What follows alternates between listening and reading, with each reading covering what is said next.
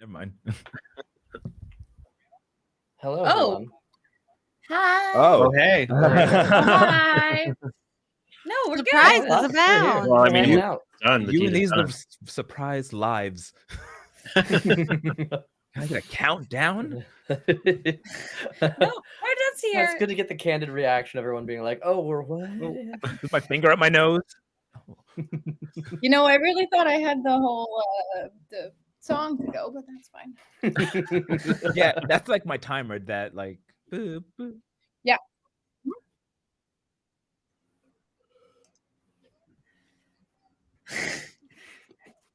Hey Ben, Yeah. Hey, what's up? what are we doing? We're playing. Well, we're not playing D&D anymore. Surprise! In case you missed like the plethora of tweets over the last several months, we're playing Pathfinder 2nd Edition now. Upon returning from, I guess actually we'll just segue right into the recap from last week, and then we'll kind of springboard from there. So last time on Mitra Rising, our heroes battled demonic entities alongside Rev's hot mom, trademarked. During the fight, tensions ran high between some of the party members. Rev was knocked unconscious and then revived by her mother with a health potion. And the grimoire was presumably recovered, although unable to be confirmed immediately. After making her way carefully out of the lightless chasm, Rev was scooped by a surprisingly warm-hearted Grimly and had a little bit of a heart-to-heart on the flight back. Spoiler alert, if you watched a one-shot that happened not that long ago, things don't go so well long term. Meanwhile, Corey and Sorna had sort of a walk and talk, builded a little eaves peeping, and then sprinted on ahead as the ideal specimen can and will do, to sort of like reach Rev in time to have like a pre-chatting with your mom chat. Upon reaching the caravan, as you sort of like all reconvene from your multiple methods of transportation, Azad went directly to Peg, who opened the box for you as opposed to letting you do it, which is marking him to the owner of the lock rather than you. It wasn't him. It was Rev's mama. Did Sorna do it? Yeah. Yeah, I did it. Oh, Sorna shit. did it. I thought Peg did it. No. Oops. I did it. Well, hey, there you go. I remember what's and happening. DM disadvantage has already been redeemed. Sons of bitches. That's not What even a happens thing when anymore. you- Actually, we have to change that because disadvantage isn't really a thing in Pathfinder. Like advantage isn't really a thing, disadvantage isn't really a thing because of the way the math works. So we'll have to work on that. DM really- -5 to your next roll. Yeah. -2 circumstances. I don't beatbox. I'm very white. What happened next, Benjamin? Then Rev and her mother had a bit of a reconciliation talk while the rest of the party invented the sport of golf. And then one by one, you all began to pop out of existence on this particular plane of existence as you were brought back to life in Giovanni's sitting room. Once you were all revived, Azad went over and just cold-cocked Rev in the face, which led to a shouting match between the two of them, which was objectively very stressful in real life to listen to. So, hey. And then sort of awkwardly began to make your way, respectively, to your rooms. I think there were a couple folks just kind of like sitting there in somewhat stunned silence as folks began to depart. And that is where we find ourselves, having all of the rules of the world just changed ever so slightly upon your return to your bodies, which is cool stuff. So, we're back. We're in Giovanni's house. My voice has not yet arrived, but, what's going on? What are you? How is everyone doing? I think maybe a good place to check in, right? Like, you guys just died for 12 hours and then came back to life. One of you theoretically should not even been able to go to that plane of existence, as you are not technically humanoid. It turns out soul anchors. Yeah, what a interesting and fun little treat. But let's do like a quick check-in. How is everyone feeling about what just happened? Is there anyone who like knows kind of where their character is at with processing the experience? Yeah, go ahead. Yes and no, mostly because I had to an extent planned some of this already. Mhm. Last we left Rev, she had stormed out of the room after the fight and gone up to her room in Giovanni's. Started the night at her workshop table in Giovanni's house. Probably once dawn started to break. I can't imagine that it's either that far away or that she has slept much. She is going to leave. She would gather up what she's done, what she's got kind of ruminating in her head, and pack it into a bag. And she's not trying to be sneaky. She's not trying to avoid everybody, but she's going to leave out the front door and go back to her workshop. And will probably be there for some time. I don't know if anyone else is awake. If so, she's kind of prepared for I'm prepared for a couple of those encounters. But she's also, and I'm also incredibly prepared for her to run into no one and to just leave. Okay. I believe that there are a couple of notes that were going to be slipped under doors, so it is likely that you find a note, if I recall correctly, sort of. Alistair, would that have happened before dawn? Oh yes, Alistair. It's a sneaky bugbear, so you probably wouldn't even hear him sneaking and slipping the paper underneath your door. And probably not even if you weren't, because she's kind of in the zone. And when she's in the zone, nothing else matters. For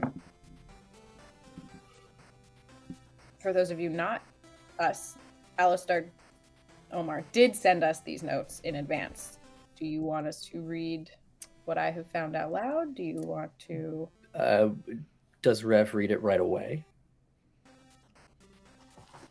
I think she would pick it up and start to skim it as she walks out of the house. Okay. I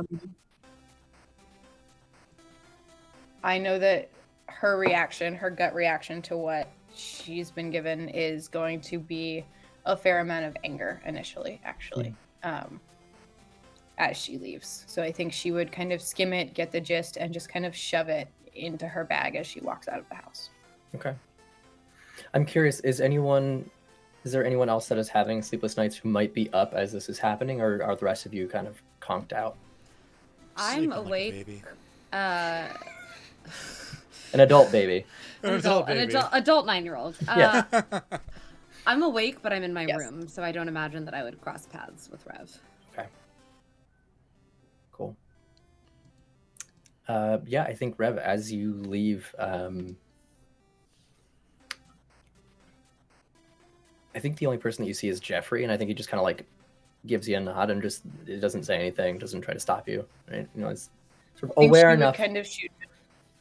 Yeah, she knows him. She's been around. I think she would just kind of shoot him kind of a sad-looking smile as she left, and then she's gone. She's going to be in her workshop at the house. I think she gets there early enough that she takes Thorn with her up to the workshop. She doesn't try and return it just yet because she doesn't want to wake them all up. Cool. Very And cool. then that's where she will be for, my guess is at minimum 48 hours. Okay. Yeah. All right. Cool. Do you want to read do you want to read the whole note, or would you like to read part of the note, sort of like the bit that she skims? I can. Alistair, do you want to read it since it's your voice and your words? Oh, sure. Which part? It's up to do you. wanna I am read? going to do it, but if you want to do it your own justice, that's fine too.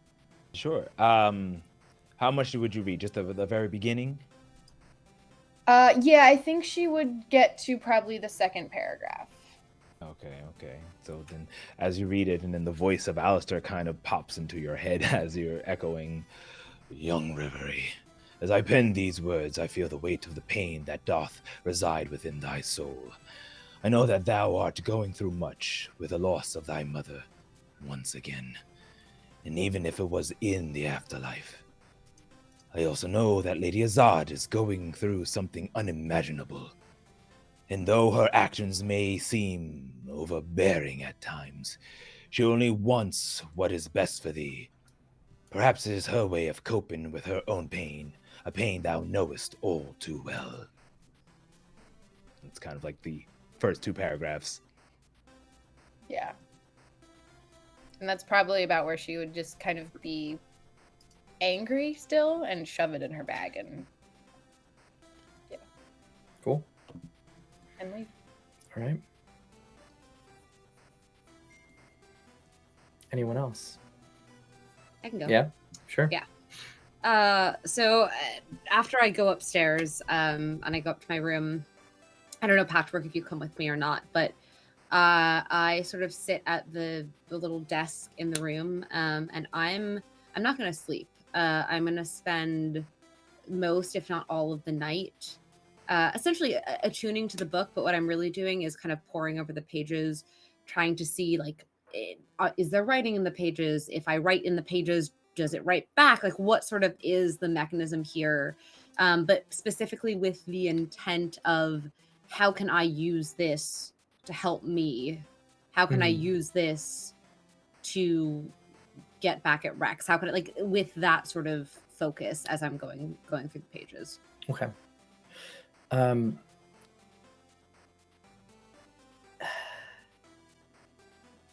What's interesting about your experience as you begin to attune to it is, like, you begin to see chunks of text that pertain to spells that you're not familiar with, that are sort of abstract and maybe like a little bit beyond what you're capable of understanding at this point in time. But even more so than that, when you have this mindset of, like, how can this thing help me in my quest for vengeance, there are large chunks of the book that still are very, like, blurry, out of, like, the text is out of focus, or when it comes into focus, it doesn't make any sense and the words are garbled and it doesn't read at all. I think that after maybe maybe 3 or 4 hours of this, I'm gonna switch tactics. Mhm. And as I am going through this book and as I'm reading this book and trying to tune to this book, the focus is gonna become, how can we help each other? Okay. Is that genuine? Like fully genuine, as opposed to just like, I'm gonna try changing my tack with you? I think it is. I think that it's more of an understanding that maybe being selfish and using this thing just for what I want isn't fair to whatever kind of deep magic exists in this book. Okay. As you sort of have this moment of realization and begin to shift the way that you are looking at your relationship to it, you do feel some sort of like reciprocity almost between yourself and the book, and some of the pages begin to come into better clarity. There's still chunks of it that are, you can't make heads or tails of it at this point in time, but you do feel yourself beginning to sort of make that kind of a connection with this. It almost feels more like an entity than just like a simple magical item. Okay. Yeah. If I try to write in the book, what happens? I think I probably have like some quills and that sort of thing, and I'm just gonna write on like a blank page. What are you?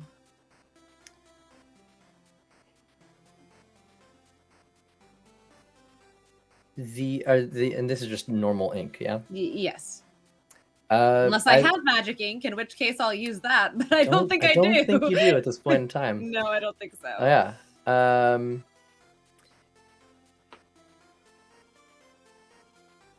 The ink disappears, but you don't get any kind of response if that's what you're looking for. There's no, it's not like, someone like writes back and is like, oh, hey, my name's Tom, yada, yada, there's no immediate response, but the ink does disappear, which is unusual in and of itself. I'm gonna try something else. Okay. I'm gonna take the pen. Mm-hmm. I'm gonna cast light on the pen. So the Okay. pen is now not necessarily magical, but is imbued with magic. Sure. And I'm gonna try again and see if that has any difference. Sure. You run into a very similar result. Yeah. Okay. The page is significantly more illuminated as you do this, but that's about it. Okay. Yeah. All right. Well, I guess in that case, I'm just sort of gonna spend. I'll probably honestly, what I probably do is I spend the whole night, like up until the dawn, attuning to this thing, trying to understand this thing, and then around like 7 or 8 o'clock in the morning, I think I'm gonna go to sleep and kind of take my rest at that point. Al, what time would you have given me my note? I would feel that Al wouldn't actually also wouldn't be going to sleep immediately because his mind is kind of in a little bit of turmoil. So I would say probably like late in 1 a.m. ish around then. So in that case, I would have been awake and in the room when the note was slipped under my door. However, actually, do you mind if I roll a perception check to see if I notice? Because, or not perception. What is it? What is it? Oh, it is perception. No, it's still perception. Can I make a perception check to see if I notice the note? Because I don't know that I would.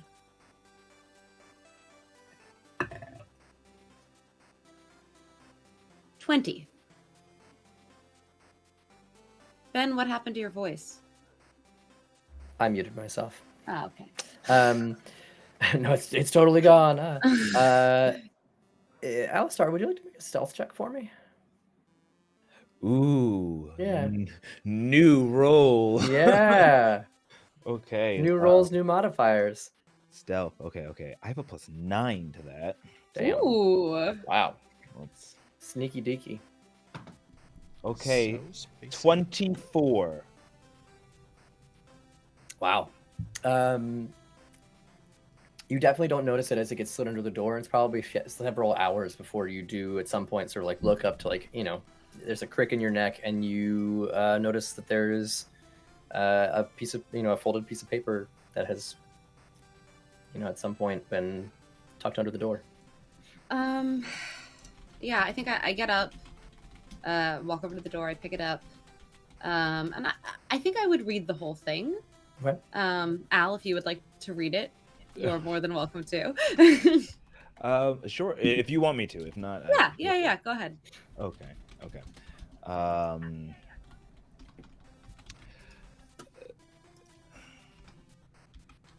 It says on the top of it, specific, like written in like very beautiful filigree, because Alistair has very good penmanship. For the eyes of Lady Azad. As you kind of pull it up and read it. Lady Azad, I pen these words with utmost humility, for I sense the burden and pain that doth weigh upon thy heart. Thou art a mother, a warrior, a protector, and thy love for thy children doth radiate from thy soul. I commend thy valiant spirit and unwavering courage, but I do fear that the anger and hurt that doth consume thee may lead thee astray from the path of righteousness. And yet, as I write these words, I am mindful of the pain and hurt that Reverie's words may have caused thee. But I implore thee, Lady Azad, to look beyond the surface of thy emotions, and to find compassion within thy heart for thy sister in arms. Though her actions may have been ill-chosen, they come from a place of pain and abandonment that she hath carried with her for too long. Let us not lose sight of the bond that doth unite us. As friends and allies in a quest for justice and redemption, we are but mortals, prone to faults and for failings, but together we may yet overcome the darkness that doth surround us. So let us move forward with faith and courage, and with the knowledge that we have each other's backs. So I probably read this around 4 or 5 o'clock in the morning. Mhm. It's probably not an opportune time for me to be reading this, given how emotionally exhausting the day has been and how sleep deprived I am. And so I flip the note over and I grab the pen and I write, with all due respect, you are not a father, period. I fold it back up and I go to Al's room. I slip it back under his door, and then I go back to my room to continue attuning to the book. Azad has chosen violence today. Roll initiative. No, I'm just kidding. Ruh-roh. You thought the slap was bad. All right. Well then. Man, breakfast is going to be fucking awkward, let me tell you. Ooh, baby. I can't wait to be so cheerful. I won't be at breakfast. I'll be sleeping. It's going to be fine. But yeah, I, at like 8 o'clock in the morning, 9 o'clock in the morning, close the book. I think at that point I will have had enough hours to have attuned to it. And when my eyes cannot stay open any longer, and I just feel that sleep is an inevitability as opposed to a choice, I'm just going to lay down in the bed and take a rest. Okay. Excellent. All right. We've got other folks here. I mean, we know that that at least one member of the group has had a bit of a busy night writing notes and running around the house sneakily. Is there anything else that you are doing with your evening, Alistar? Afterwards, after slipping these underneath each of their doors, he would go outside into the night sky and sit down crisscross in a meditative state and begin counting, if there's any, the stars one by one.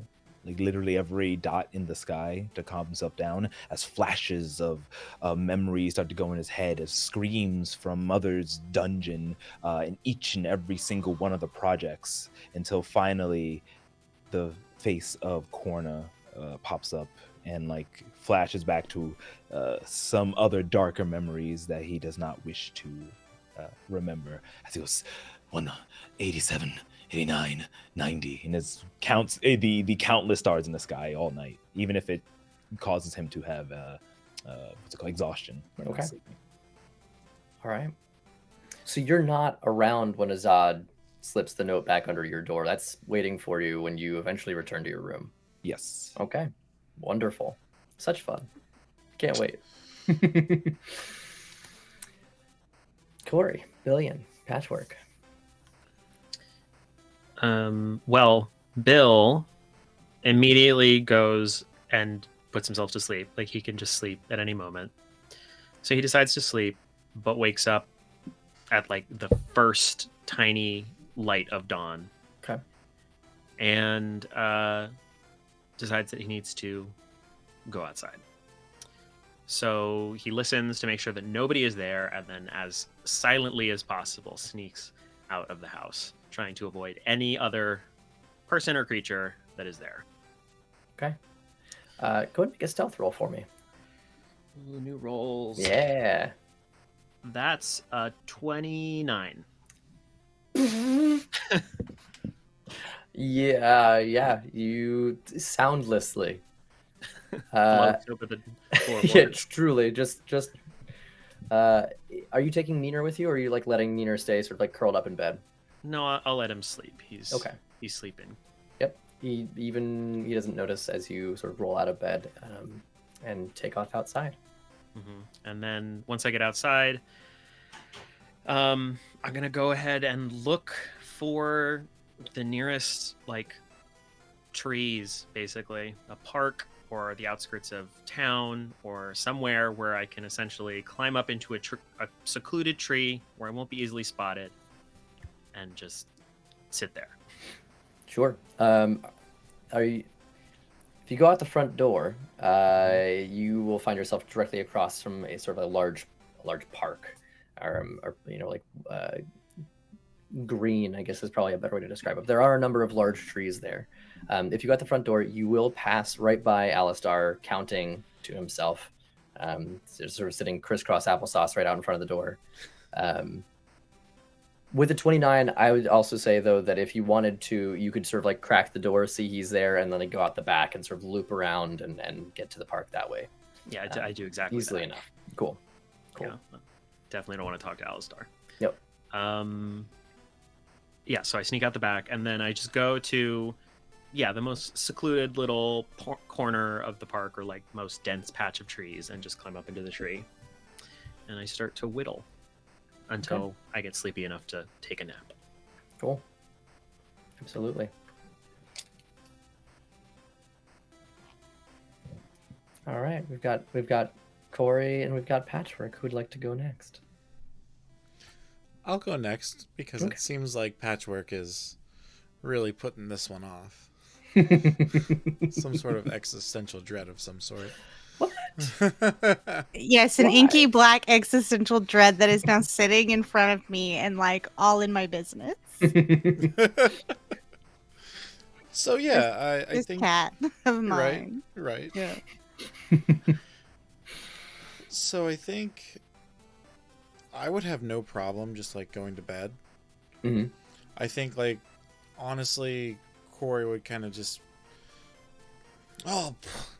death really takes it out of you. Oh. Well, see you all in the morning. Like, kind of just like not sure how to take the slap situation. Because, like, doesn't really know Azad and Rev that well yet, you know? So it's like these two people might just do this. Not sure. Hard to say, right? And, you know, kind of sees Alistar kind of go off and, like, doing their own thing, just, like, realizing what they had kind of just gone through with stuff. And I think I would go to bed, no problem, but I would probably wake up really early and, like, look for Alistar, because I know Alistar kind of, like, goes off in the morning and does, like, I call it ridiculous, but Alistar calls it stretching. Okay. Do you think that the first place you'd go to look for him is outside, or would you look for him somewhere in the house, or like sort of out back, through the kitchen into sort of like a little bit of a like courtyard area? I think that I would probably first go to like the kitchen, because that's kind of been like our rallying point. And when I don't see anybody there, that is when I would go outside to find like a nice peaceful tree or something like that. Okay. As you walk out the front door, you do find Alistar sort of sitting out front, counting under his breath. Probably bags under his eyes at this point from sitting out here all night long.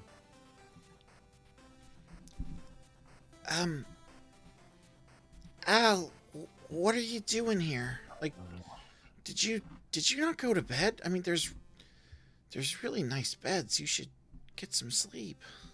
7,624. Young corner. What time is it? It's early. We're really, really late, depending. I think for you, it's going to be really, really late. I forget myself. Apologies, young corner. What does thou require? You always ask me that. I guess I require to know if you're okay. Thou shan't worry about me. I will be fine. Corna kind of like puffs out his little kobold chest a little bit. And, with this new invigoration of fully realizing that he can be an investigator and like, be a part of like this team and be able to like contribute and not just as like a junior member or something. Or he looks at Al and says, now we're all equal now, and that means I gotta worry about you and your stuff too.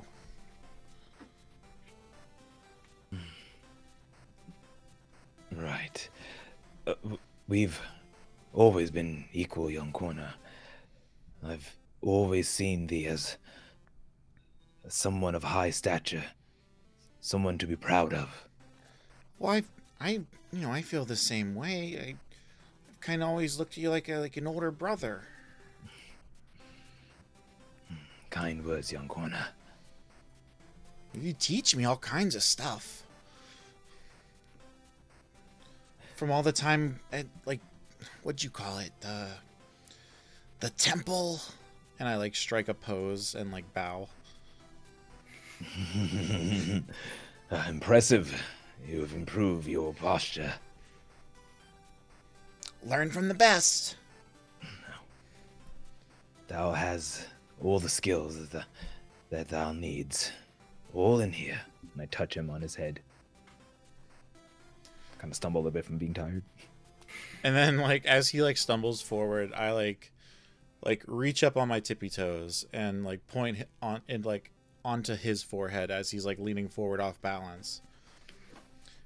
And what's going on in your head? Are you okay? I saw you're kind of shaking a little. The events that transpired the day before. Oh, you mean when we died? Yes, young Corner. When we have expired, those things that we saw,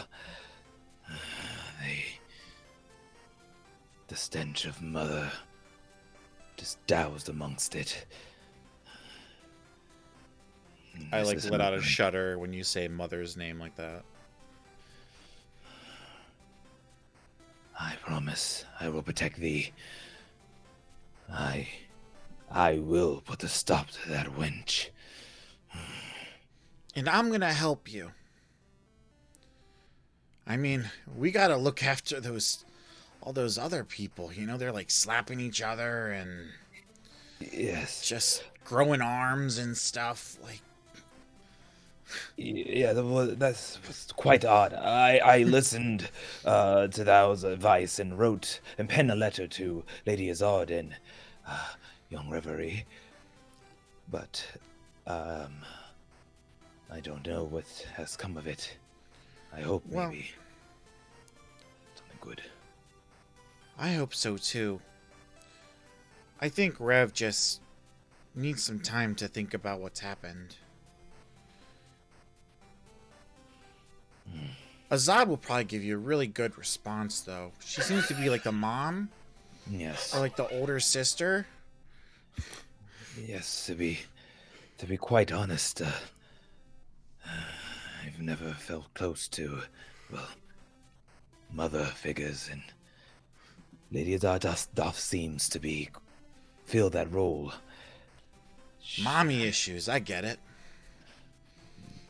More so in the sense she presents herself as a matron, someone wise and caring, but behind pain. She hath lost her children, of course. Yeah, but we can help her get them back.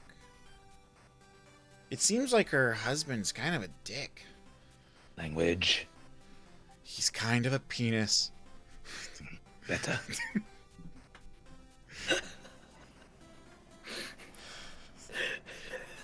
I'm sorry. Incredible. You cracked me, god damn it. Kind of a penis. Amazing. Yes. Do you want to go inside and get breakfast?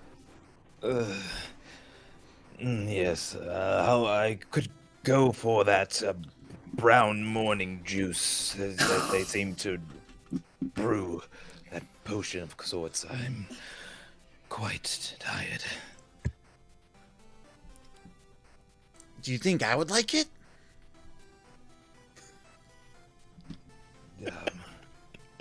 Who? The bean juice. I would hope so. Well, I've never had it before. I mean, I will not put something poisonous in my own body, so whatever I consume, young corner, you should be able to as well. So try it, yes. We shall try together for the first time. Nothing strikes fear into the heart of a dungeon master like As a caffeinated kobold? as a caffeinated kobold. Just the perspective of it is truly. I feel terror in my chest in this moment. Two of you head into the kitchen, and we'll come back to what happens when Korna tries coffee. Azad, you mentioned that there's one other thing that you wanted to do before we get to I don't know that patchwork. it needs to be before patchwork. Okay. But I guess so. I guess my question to you, this will define when I do this. Where is Giovanni? Great question. That is a good question. I mean, he's got a room in the house somewhere. You've never been there. He's been like, come to my private quarters with me, because that'd be weird. He's in the house. You would assume. Does he have a study? Other than like the sitting room that you guys were in, you assume somebody like Giovanni does. You've not been there. You don't know where it is. Okay. You can wander around and look for it if you want. Yeah. So I think maybe before I go to bed, I am gonna probably at like 5 or 6 o'clock in the morning. Sure. I'm gonna stand up from my desk and take a moment and kind of touch a hand to my chest, and I'm gonna vanish from sight. I'm gonna cast invisibility on myself. And I want to go looking for. So after everything that happened with Rev and Giovanni, and the way that it's very clear that while he's helping us, he is not necessarily giving us all the information that we need to know. I want to know what else he knows about my kids and my husband that he has not shared with us yet. Okay. So I would like to look for where, like, a filing cabinet seems too obvious, but I essentially just kind of want to, Hey, for Azad. Yeah. Okay, Hey, let's take a look. oh, there it is. Oh, look, it's my kid. Crazy. But yeah, I want to kind of see what he's got going on. Look for a study, look for somewhere where he's keeping information. But I would like to be as stealthy as possible while doing that. Okay, cool. Go ahead and make a stealth check. Yeah. With advantage though, because I'm invisible. There So what is is no that? Yeah, but what advantage. is that? We will say, I don't know, add like 3. Add 3? Invisibility five, only add adds 5. 3? Well, I mean, you don't know what Giovanni is capable of. It might not even matter. Okay. Wait, you think this guy just like lets invisible people wander around his house willy-nilly? Oh my god. 15. 15? With the added 5. With the added 5? Yeah. I mean, you walk by Jeffrey, who turns, looks at you, and then pretends to not see you. He's got... Insight check! Yeah, go for it. Wait, no, not insight. What would that be? Would that be society? It'll be society, yeah. Okay. Make a society check. Hold on a second. Okay. All these new big words. I know, right? I got a... 18. 18?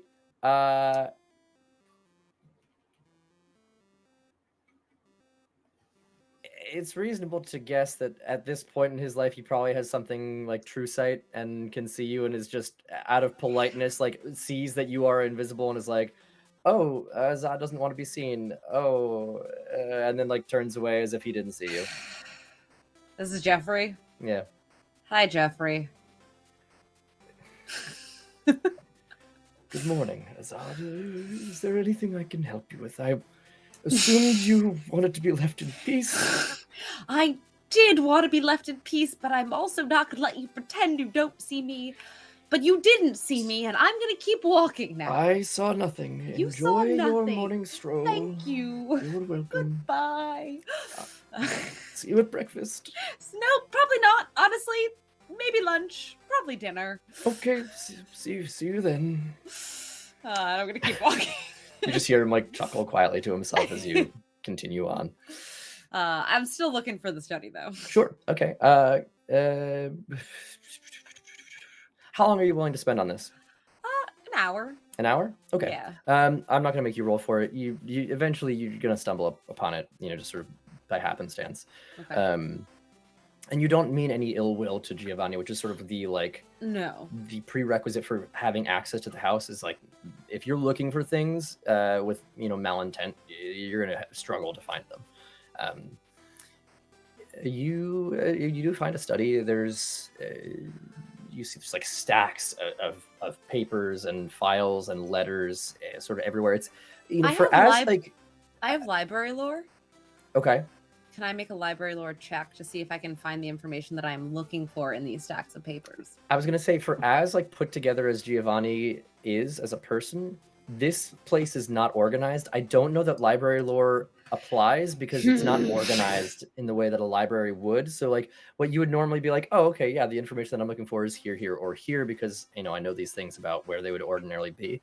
Then there's no rhyme or reason to what's going on. So rather than having you make a perception check to find this room, I will have you make a perception check or investigation, I guess, depending on which one. No, investigation is not a thing. There is, yeah, that's right, because things are different now. Because Jesus. it's all different now. Rules, man. I could do library lore. I could make a library lore check. I don't know if that's something you thought about. Yeah, I have thought about it, and no. Okay. Okay, so I'll do a perception check, I suppose. Sure. Can I? So I think what I'm going to do as I'm going through all these papers is you see this sort of spectral hand kind of emerge from my shoulder to help me file and rifle through things on the desk. Sure. Would that let me add anything to that roll? I will let it add a plus. I'll give you +1 to the roll. Okay. Yeah. Nat 20. +8, 28. Wow. Give me my shit, motherfucker. Wow. Wow. Wow. What tid? I want to like give you a tidbit that is like. Give me something. Okay, so I mean, he did tell you that he was going to be checking in on your kids. You guys haven't really had any time to sort of catch up since then.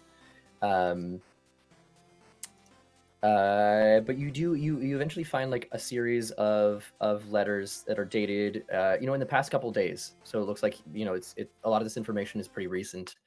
You do actually see also some that are like from further back that actually are about you. So it seems like he was like kind of keeping tabs on where you were. You see a couple of notes about actually some of the other members of the group. It seems like he had been sort of like had eyes on all of you for a couple of months before reaching out. You find a couple pieces of information. One, your kids appear to be alive and well. Whether or not that they are receiving any kind of like parental affection of any kind, hard to say.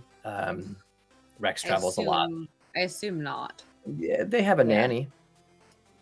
Okay. Did I know her? No. This is you guys had a nanny when you were together. This is someone new. What's her name? The new nanny's name? Esmeralda. Her last name. Green. Okay. With an Thank E at you. the end. Greene. Okay, thank you. Yep. Someone write that shit down because I'm gonna forget. What's her name? Yeah. Well, I'm gonna look into her. I want to know if she's fit to take care of my kids. Okay. Yeah. Fair enough. What else? You see also some notes about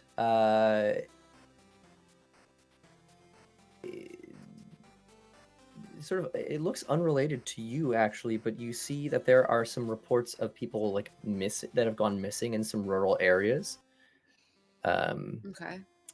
And But is it connected to the stuff that I'm reading about my kids? it's not connected necessarily to your kids. Although what strikes you as interesting is that all the people that have gone missing have been children. Which is, I think, that's the part that like catches your attention because you're thinking about your kids, and what you find is this note about like 3 kids missing from this place, another 2 kids missing from here. There's like a string of 4 or 5 kids that have gone missing from like this area where there's like several smaller towns. Okay. I pull out my sending stone and I take I catalog the paperwork that I see so that I can kind of come back to this and look at it again. Have the children gone missing close to where I used to live and where the kids are now? No, it's actually in a different part of. Okay. It's not even in Car, but it's from the person who was like on their way up to Car, and you see like these are dated a little bit before the info on your kids, but it's also like in this stack of things from this one person. And it seems like they're sort of like doing what they do, which is collect information along the way. Hey, DM. Yeah. With that nat 20, I would just really like to see the files on all of my co-travelers. On your co-travelers? Yeah, you said he was keeping tabs on all of us. I'm curious what information I can get from that. Sure. It's not like detailed as in like he's like Pathfinder though. It does still do. It's a critical success is still a critical success. Yeah. He doesn't have like a dossier on each of you where it's just like this is their like daily habits. These are the people that they interact with. It's more just like a general timeline of like where these people are. And like in the case of like Corey, it's got like the cases that he was solving. There's some information on Alistar, like being at the temple, and there's some notes about like has like a questionable past, but what his past is exactly is still unclear. Like despite the fact that he has this great net of informers. So with all of this, I don't feel like Giovanni is withholding anything important from us. No. Okay. No, he's not like trying to keep you in the dark so that there's things that like he knows that you don't for like power reasons. It seems like as he knows things and learns of them, he's sharing information with you, and very much in like very much like goodwill. Okay. Yeah. Okay. Are there any photos of my kids? There are no photos of your children. Okay. Yeah. There's probably a note in the thing being like, couldn't get close enough. Security is tight. And then like, there's sort of an exchange of like, what do you mean security? And the response being like, the kids are heavily protected. Unclear why, doesn't make a whole lot of sense, but here we are. Okay. Yeah. All right. I guess in that case, yeah, I want to sort of catalog in some way the stuff about the missing kids, because I think that I'm curious why that is relevant and why that is like included in this. But yeah, after that, I'm gonna go back to my room. If I pass Jeffrey again, I'm gonna just give him a little, "Hey, buddy," and then I'm gonna go to bed. He's not there. You get the sense he's like, I'm just gonna like remove myself and go wherever. Go to the kitchen or something like that. Cool. Okay. Yeah. All right. All right. Awesome. Last but not least, Patchwork. How you doing, buddy? Yes. Hi. Well, Hi. I do have a question. Yes, I have an answer. The room that we were interred for a word. That was like a den space, right? Just like Yeah. Just like sitting room, just like cozy. Cozy. Yeah. Love it. Love it. I'm also going to imagine has a nice picture window or whatever for looking out. Absolutely. Patchwork does not leave this room if allowed. Yeah. And instead like reclaims everything that was like left. I think Patchwork handed off their bag of holding or whatever that's going to be now that we're in Pathfinder off, got it back, and inside is obviously like lots and lots of parchment and art supplies. And Patchwork starts like pulling out a piece of parchment and cataloging the Sunless Sea and cataloging the caravan, and is just like drawing everything that we saw, like a flying shot from the party moving across the wastelands to get to the cavern, the statues with the lanterns broke off, just like every single detail that they can, as the journey progressed, like literally in linear order. It was like we were in this location, this location, this location, that, and as like Patchwork is just like drawing and drawing and drawing. Don't worry, Patchwork is ambidextrous, so they're just drawing with the one regular hand as the other one is sort of like growing in its place. Gets to recalling that they passed off an illustration that they had on them, not in their bag, to Peg, and goes to recreate it. And they start with, this wide brimmed hat with a feather in it, this long motley coat, these like big boots with that had buckles that would jangle everywhere. This entity would walk, is like getting really, really detailed, and starts moving closer and closer and closer to the face. And as they get to the face, they cannot recall. So in its place, Patchwork starts drawing long creeping jennies around, and a bouquet of marsh flowers, irises, what else? Shy leaf, jewelweed, orchids, like this beautiful bouquet. Just like right where the face was. Every other detail perfectly realistic. And then I'm guessing this takes like a couple hours probably to do. And Patchwork rolls up that last sketch with all the others. Yes. I have a question for you. Yes, please ask me questions. This is what I marinated on. Yeah, excellent. In this depiction, is the person holding any instruments? Oh, yes. What is it called? What is it called? It's called a lute. It's a lute. Is it a lute? Yeah. I think you're looking for a lute. Yeah. Or a lyre? You're a liar. Nuh-uh. What was it?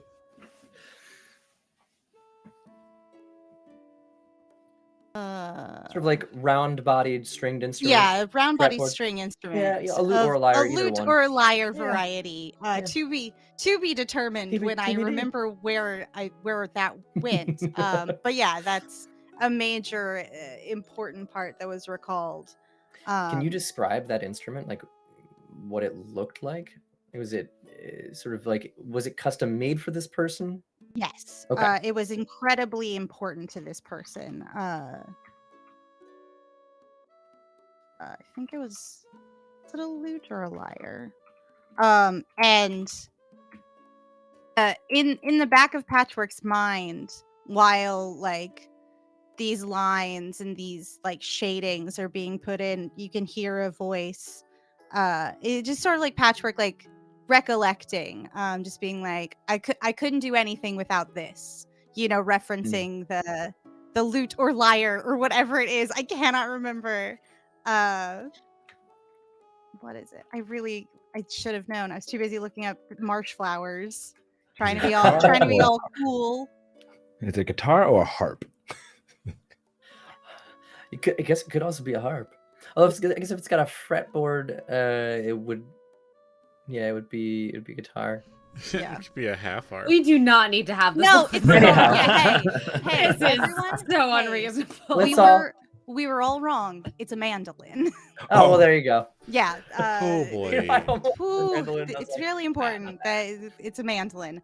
Okay. So yeah, this mandolin was always in possession of the maestro. And as Patchwork is finishing the flowers, just has a moment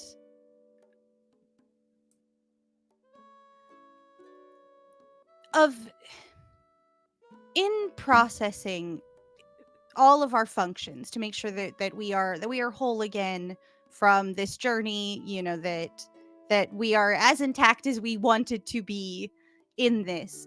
Something isn't there, and it is uncategorical.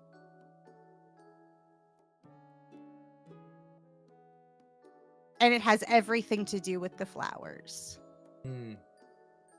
So Patchwork rolls up all of these items, all of this documentation in illustration of the sunless sea, and wraps the maestro around the outside of it, and gently places it into the bag with all of the other illustrations and drawings. And for my own edification, Yes. in the drawing that you left with Peg, was the maestro's face in it? Yes. Okay. Yeah. Patchwork didn't study that face enough. And Patchwork sets to the window to power down with intent to study the sun as it rises as effectively and efficiently as possible. Cool. As the sun rises and begins to sort of crest over the buildings, and the light begins to like hit your eye directly, in your powered down state, does Patchwork dream? No. Okay. Is aware of everything that is around, just like sitting there motionless. Okay, cool. For the first time in the hundreds of years that Patchwork has been around, your awareness of the room that you're in, of the comings and goings of people out front as folks get started with their day, slips away from the reality around you. And you, whether it's, I'm sure you've heard people discuss dreams in the past. Maybe this is that. It's unclear, but what you expect to see is no longer around you, and instead there's this like pitch darkness, and in the distance you see just a slight glimmer, and it's moving towards you slowly but noticeably.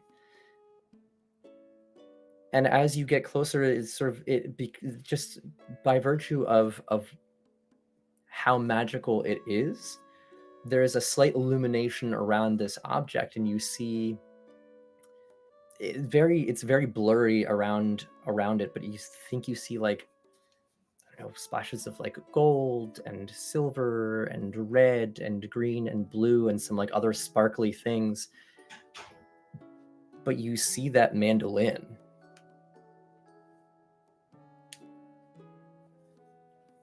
Clear as day.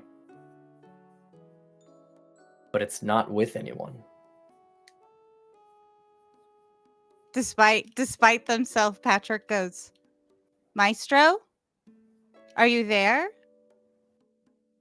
It is Patchwork. Maestro. And like just starts calling Maestro. All you hear is a low rumble, and you snap back to yourself. You're once again in Giovanni's house, looking out the window as people pass by, starting their day. Did Patrick miss the sunrise? The sun was just beginning to crest, so Cool. so the sun is still rising. You get the sense, like, although it felt like this took maybe several minutes for you to like fully get to this thing, it doesn't appear that as much time passed as you had initially perceived there to be passing in that moment. Interesting. Yeah.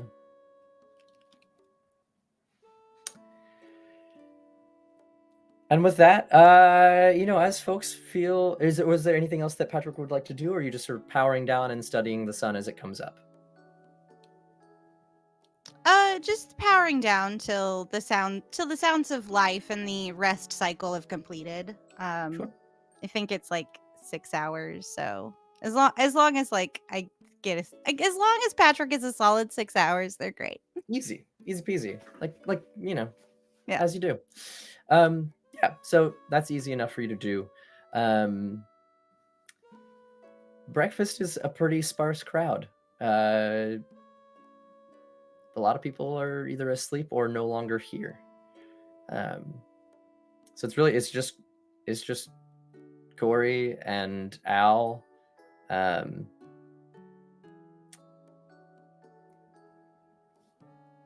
Giovanni pops in briefly. Like, morning. How you guys doing today? Feeling all right after your adventures?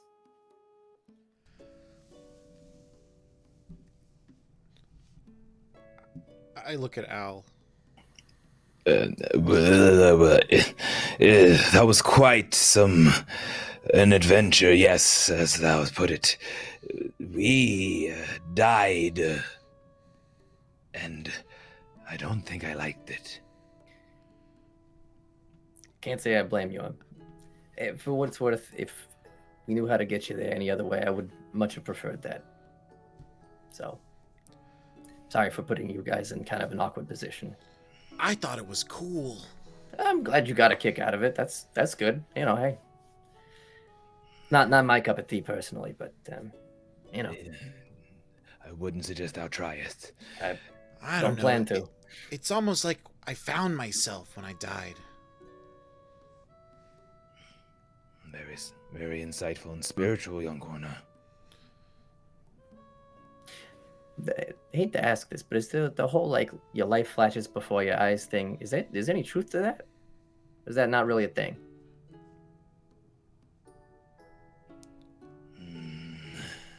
Let's say I for one experienced memories that I had wished were long forgotten, and it was not experience I wish to go through again. Well, it's kind of a roundabout answer, but I think I catch your drift. Where's is everybody here? Are you guys, is this sort of the morning crowd? Where are our friends? You motherfuckers come to my room and try to wake me up, I will murder you. Perhaps we shall go and wake up regarding the Lady Azad. Wait, I wanted to really try that bean juice first. Oh, of course.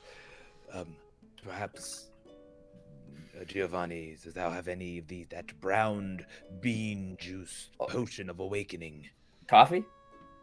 Coffee. Yeah. That's a much better name. Yeah, bean juice does not sound good. That would be terrible marketing. Yeah, we've got coffee, and sort of sets down an urn.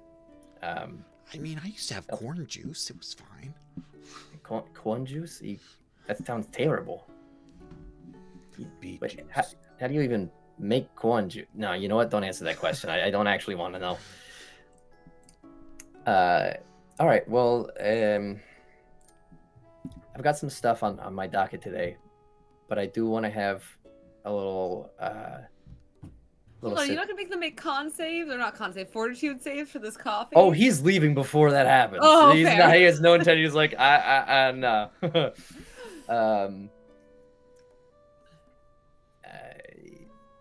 You know, as you guys see, folks, you know, let's maybe try to convene with as many folks as we can for maybe for dinner and talk about some update. I got some information from my side. I guess I'd kind of love to hear what you all went through, you know, to the extent that you want to talk about it. I mean, it was pretty straightforward. We met Rev's mom. Sorry, what? Sorna. You met her mother? She's dead. Okay, sorry. Right, maybe Al? the bigger thing is That's she's who dead? that was, right? They had the Yeah. same tattoos. Yes, I'm pretty sure. of Tattoos, that. I've been told they're called. And I think that is young Reverie's mother. What caused that whole the slapping. Oh, yeah. I was wondering. It seemed like tensions were very high. I mean, you know, I assume that, you know, dying can have that kind of an impact on things, but it felt a little bit out of character. That they don't normally just hit each other like that? I mean, I've only met in passing a couple times, and at that point there were no slaps. So no, I think is probably the best way that I can answer that question. Al, was it some sort of holiday? Like a slaps giving or something? No. And Al will get way down to Corner's level and put his hands on his shoulders, also using him because he's still tired. As a brace. Young Corner, thou shalt never harm another unless provoked or protecting. That, methinks, was an expression of emotion. They are Has Al going. gotten my note yet? Oh no, Al hasn't gone upstairs yet, but he's Okay, about to. When two people who love each other, I argue- know, they... No. Not that whole. Yeah. When two family members argue, sometimes their emotions get the best of them, and as you see, it expressed in a very physical manifestation.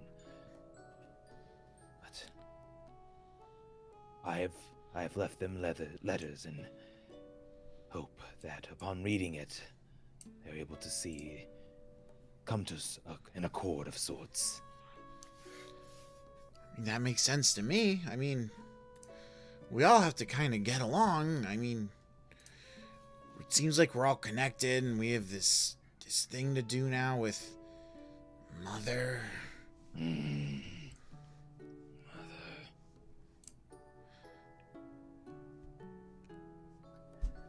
Well, I'm gonna leave you to it because it seems like you've got some stuff to maybe unpack a little bit here. I mean, didn't you want to hear all this? You did ask. I did. It just, you know, when you guys started talking about Mother, it got kind of the vibe. It was just got a little bit icy, you know. Well, she's not a great. No, I person. picked up on that. I think Yeah. she's actually like the bad guy. Well, I mean, we certainly hope that you don't feel like you're the bad guy. So, yeah, Why would I do that? I don't know. You know, Is that some sort of red herring? Al totally looks away at the mention of that, just kind of like tries not to meet anyone's eye. and no. But Master Giovanni, that Mother perhaps seems to be involved in all these strange ordeals that's been happening around forests losing their divine energy, darkness and just chaos all caused by the hands of that hag.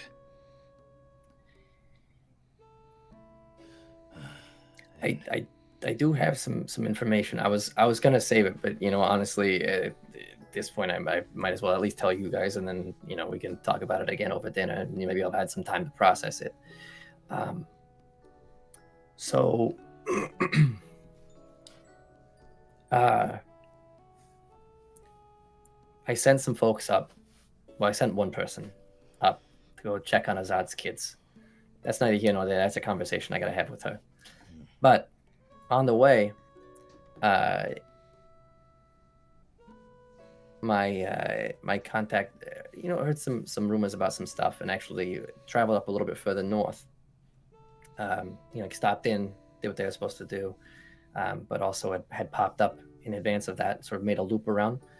Convenient for the sake of plausible deniability, but also, when you hear rumors, it's worth following up on them of children going missing.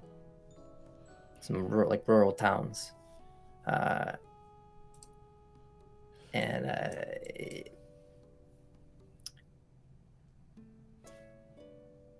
I don't know for certain that it's connected, but it seems a little bit too convenient. Particularly because I don't know if either of you have ever been north to Eshtabel. No, okay, that's fine. So the capital city, Omasarian, big port city on a large river, known for manufacturing. That's like their big thing. Rex spends an inordinate amount of time in Omasarian at a factory that makes bags. Doesn't make any sense. The mystery of the bag factory. Well, so here's the thing. All of the towns where these kids are going missing from are within 6 hours ride from Omasarian. Is that by cart or by mule? Well, by horse. Yeah, the carts that we got here, not so widespread. Estabel's, a couple of decades behind in some ways. The infrastructure just doesn't really support it. Do you think that's why he's targeting that area? I don't know if it's why he's targeting the area, or if that's just that's the way they've set up shop, and it's not so much the targeting as they are just pulling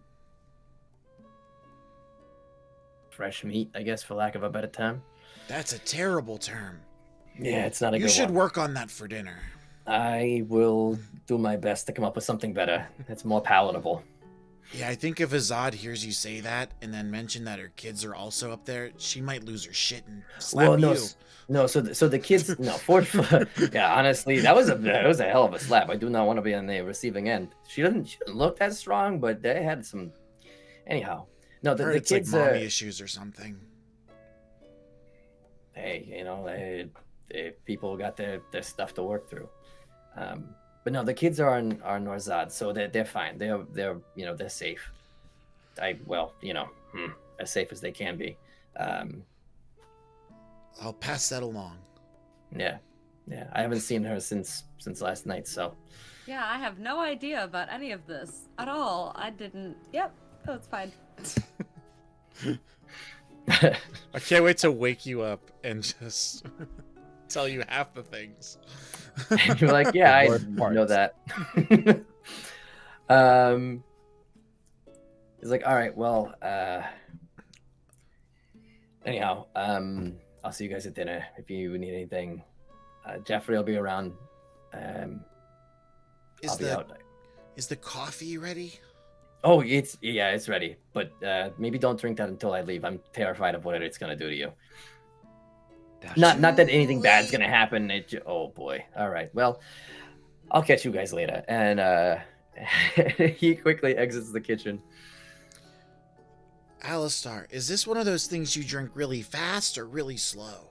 No, I haven't the slightest of ideas, but it's hot, so possibly it's fast as possible so it doesn't burn your too much. That makes perfect sense.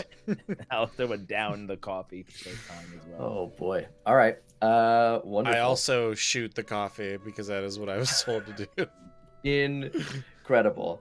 Can both of you make like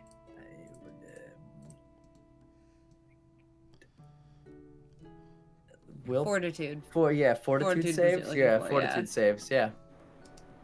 I was like, is it willpower? Is it reflex? No, it's fortitude. That's Yeah. fortitude. Yep. I have okay, there's an Where 18. is my Okay. fortitude? Oh, there it is. Oh man, that's a 12. Coffee has about the effect that you would expect it to have on Corey. Alistar, you do feel it's one of those weird feelings where like you feel exhausted, but having never had coffee before, you're also a little jittery, so you mostly just feel uncomfortable. And Corey appears to now be moving at like 2 times speed. Whether or not that means that Corey's voice has gotten higher pitched remains to be seen, but certainly he's moving a lot faster. No, I think it's just a little bit faster. Everything's moving pretty normal to me. No, I'm very worried. Mother's on the horizon, missing children. We should. Oh, missing children. That's right. Oh, we should wake up Azad. Let's go. Wake up. Amazing. Is that what you guys are gonna do? Yes. Hell yeah. We smash cut to Azad's room. Are you guys knocking or are you just busting in? Al will probably be like, missing children, missing children, missing children. Kind of break open the door as terribly and loud as possible. Yeah. And I kind of run circles around the bed, meaning I even go like onto like the headboard and like go across. I assumed that you were like running around, jumping up, sort of like diving over her, like doing like a somersault and then running around it again. In my head. Yeah, as I dive over and Al is kind of saying these things at light speed, I'm just like, Azad! And then I like run around, Azad, wake up! Azad, wake up again! I literally just went to sleep. What? There's missing kids. Terrible news. I know. Why are you in my room? Giovanni said it was important, Very. and Rex was involved. And meeting your children, something like that. I can't. Wait, remember. I'm sorry. What? Yeah, he said your children like locked away. And It's not. He said what? I think at this point I'm gonna sit up in bed and be like, okay, give it to me again, slowly, please. So- what exactly did Giovanni say? okay, so I'm first he said he so didn't want to be here tired. whenever I drank this coffee, Oh and then no, I you had the drank- coffee, okay. and then Yep. after that, Yep. Alistair had the coffee too, and he said drink it fast because it's Yeah. hot. So we No, both of drank it course. fast and Of hot. course, he said drink the coffee fast. That makes so much sense. But Can he you also go back talked. to the part about my children being in danger? Because that's the only fucking thing I care about in this exact moment besides sleep. Al, did he say they were in danger? Al has moved over to fixing. If any of your stuff is not in order, his OCD has kicked in and he's. Oh, rearranging it's absolutely your room. all a fucking mess because I've been up all night. Al, don't touch the Al! Don't touch that Al! No, no. Why are you in my room? Apologies, Lady Azad. Thou must wake because we have terrible news. Thou children are safe. Okay, then I'm going to bed. But there are But still the other children. missing children. I know about the other missing children and I can't do anything about it until I get some fucking sleep. Perhaps we should let her get some sleep, young corner. I guess I don't want to get slapped. I'm not gonna.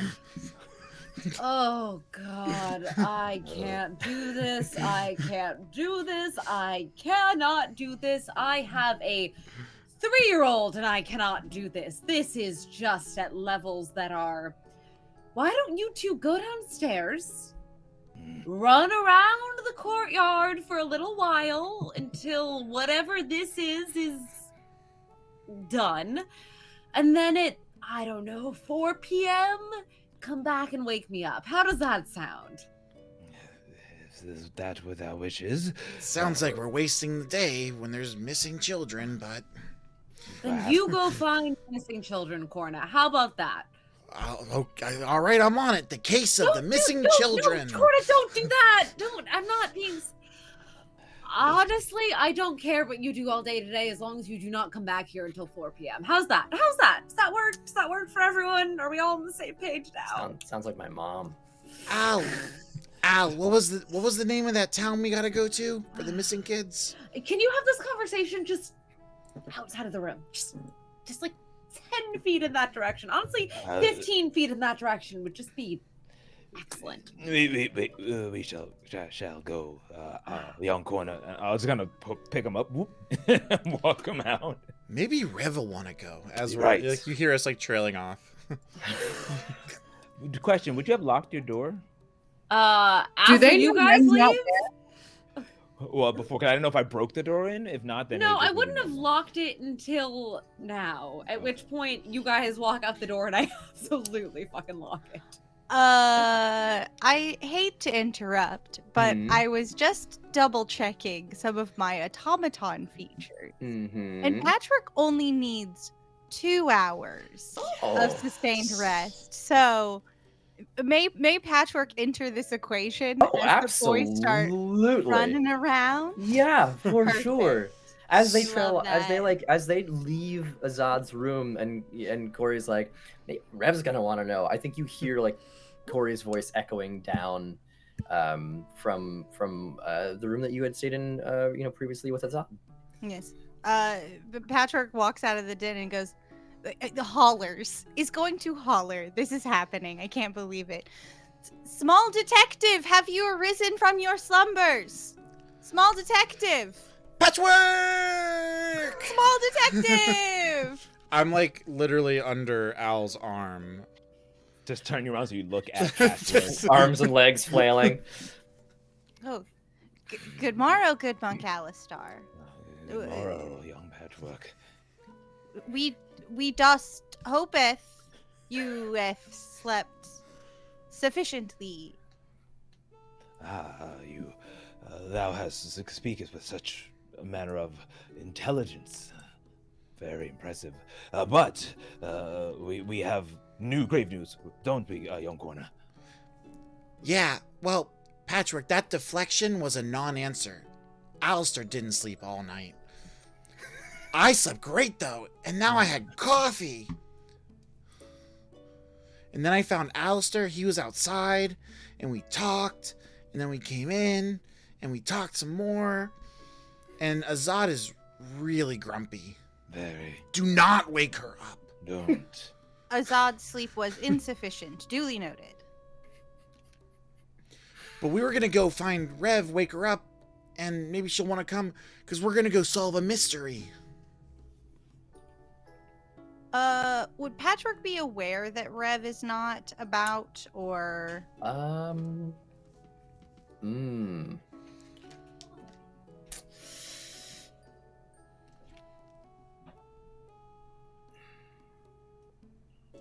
Did Patrick I- see me leave? I don't think you saw her leave. You might have heard the door open and close multiple times. Mm-hmm. I don't think that you know that Rev isn't there though. Perfect. Yeah. We must locate the rest of our assemblage so they do not end up as missing children as well. I agree. Al, what's an assemblage? Al's not very intelligent. He's just wise. But he goes, I believe assemblage is when things come together as a symbol. A gathering, our party, our unit, our Family. group. Our family. Alistair, can I go on the ground now? Apologies, young corner. Put him down. I immediately sprint off to Rev's room. All right. Are you knocking on the door, or are you just busting in? Busting in. You find the room very empty. Like particularly empty, even beyond just Rev not being in it. Like Rev tends to have like a lot of like things with her, right? Like as somebody who likes to tinker, and the workbench is shockingly cleared of things. Huh. That's odd. As I activate my class ability, that's odd. Oh my goodness.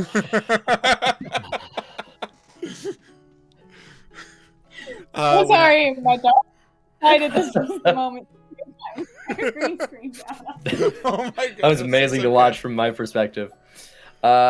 That's okay. The Zeki, what is that's odd? Now that you have created the character that is specifically designed to say "fuck you, DM," tell me all the things. So when I enter a new location, such as a room or a corridor, I hate this. I immediately notice one thing out of the ordinary.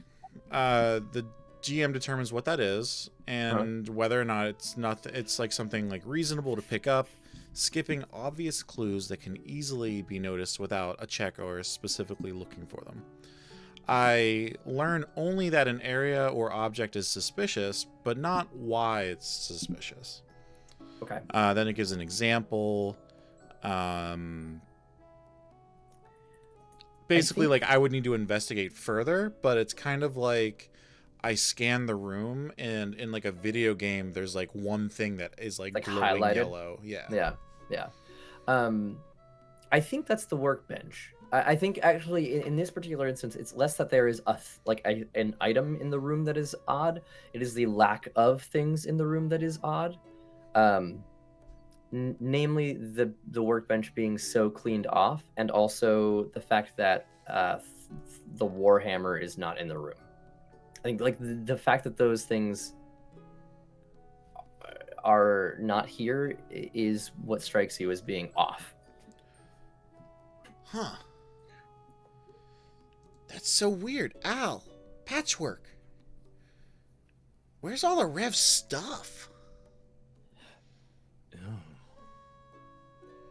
A question, indeed. Another mystery. Al, I think you would probably note that the note is not under the door. Oh. Right, like the note that you left is not there. She has taken my note. But to where?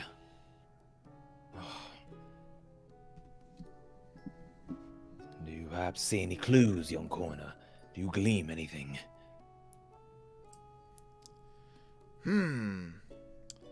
Let me see here. DM, Yes. would you like me to investigate? I would love for you to do a quick investigation. Yeah.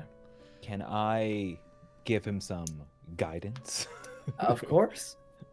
I also have guidance from the chat. This is going to be so great. Oh my gosh. So much guidance. No one has ever been better guided. I put my hand on your shoulder and says, young corner, you'll use your wit. You are capable. And you get +1. Hey, Heck yeah. that's awesome. Would that also be a +1 DM for the ones from the chat? Sure, why not? Or like because I know in D&D we were like rolling like an extra D4 or something, so Yeah. just want to make sure it like is equivalent to what we're doing also. Yeah, we'll do +1 for now, and sort of fine tune what that actually looks like more over time, or maybe as you get to higher levels, it'll just be like a larger bonus from chat. Okay. In that case, I would also like to pursue a lead. Okay. The lead being the lack of stuff in the room. Sure. So it just gives me like an extra +1. Awesome. Absolutely. So that'll be like a total of +3 plus a perception check. All right. Go for it. Where are we? I have to get used to perception being in a different location. Oh boy, that's 29. The DC was only like 18. So I rolled a 17, and I Yeah, have a so you +9 like critically perception. succeed on this. Yeah. I think that what you see as you like kind of comb through the room is that like there's scratch marks as if like stuff was sort of swept off of the workbench into, you know, like a bag of some kind. You know, there's you know, like maybe like a couple of like knickknacks or whatever that look like they may have fallen off and not made it into the bag that are sort of, you know, like underneath the workbench, which you have the correct vantage point to see. Someone taller than you probably wouldn't. It looks like this stuff was sort of just like packed up in a bit of a hurry. And I think that on an investigation check of 29, you know, you can kind of infer somewhat what was going on, right? You know, Rev got slapped. There was already a lot emotionally going on for her. You know, if you had to make an educated guess, she probably went back to her place to spend some time by herself. Is there... Okay. I think we should ask Giovanni where, Rev lives. Oh. The mechanic does not live in this domicile? If they were staying here, it doesn't look like they're gonna be staying here anymore. Patrick gets even closer to Courtney and goes, "Do we live in this domicile?" We can, I guess. Do you want Then to? then we must retrieve the mechanic. Wait.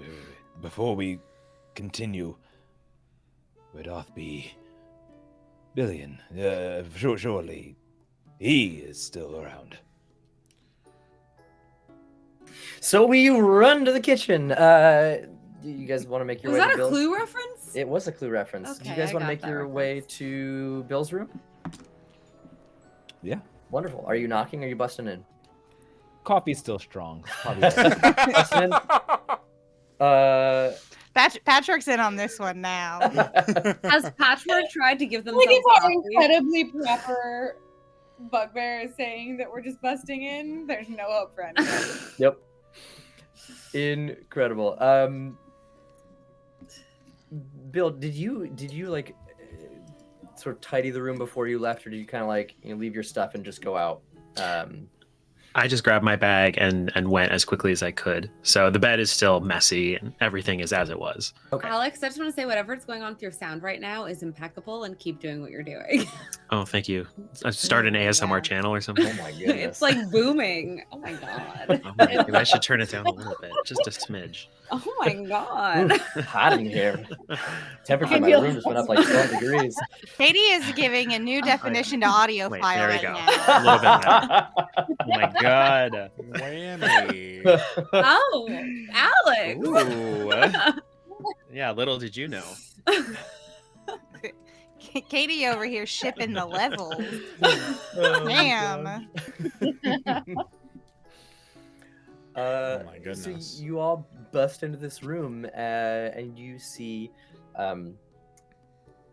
one is Neener just curled up, you know, like on the bed, you know, like splayed out on a pillow, you know, like wrapped in a blanket, looking extremely cozy, but knocked the fuck out. And Billion's back is not here, but the room is untidy and looks like, at the very least, like Bill was here up until somewhat recently. Why is nobody here? Oh no. Oh, is it Mother? She come No, here. no, it can't be. I mean, Niner's still here. Creature designated Neener. Where is the ideal specimen? Neener sort of like sits up, like blinks at you blearily.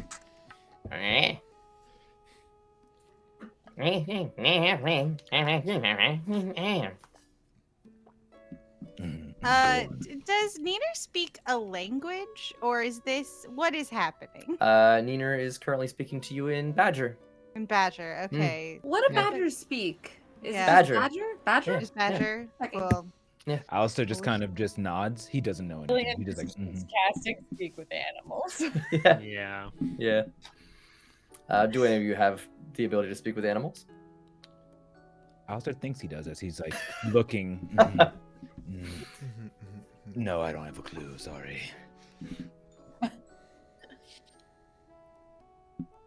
we do not comprehend this language.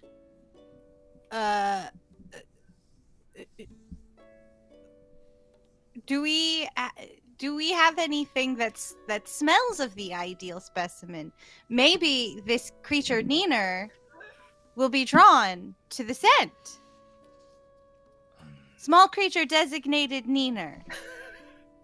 Eep yes for once. Eep yes.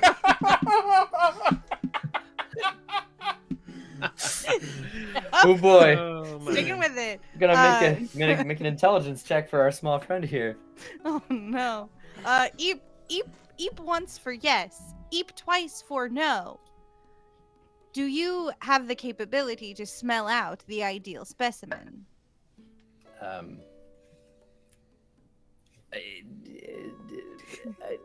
It does not appear that Neener speaks common.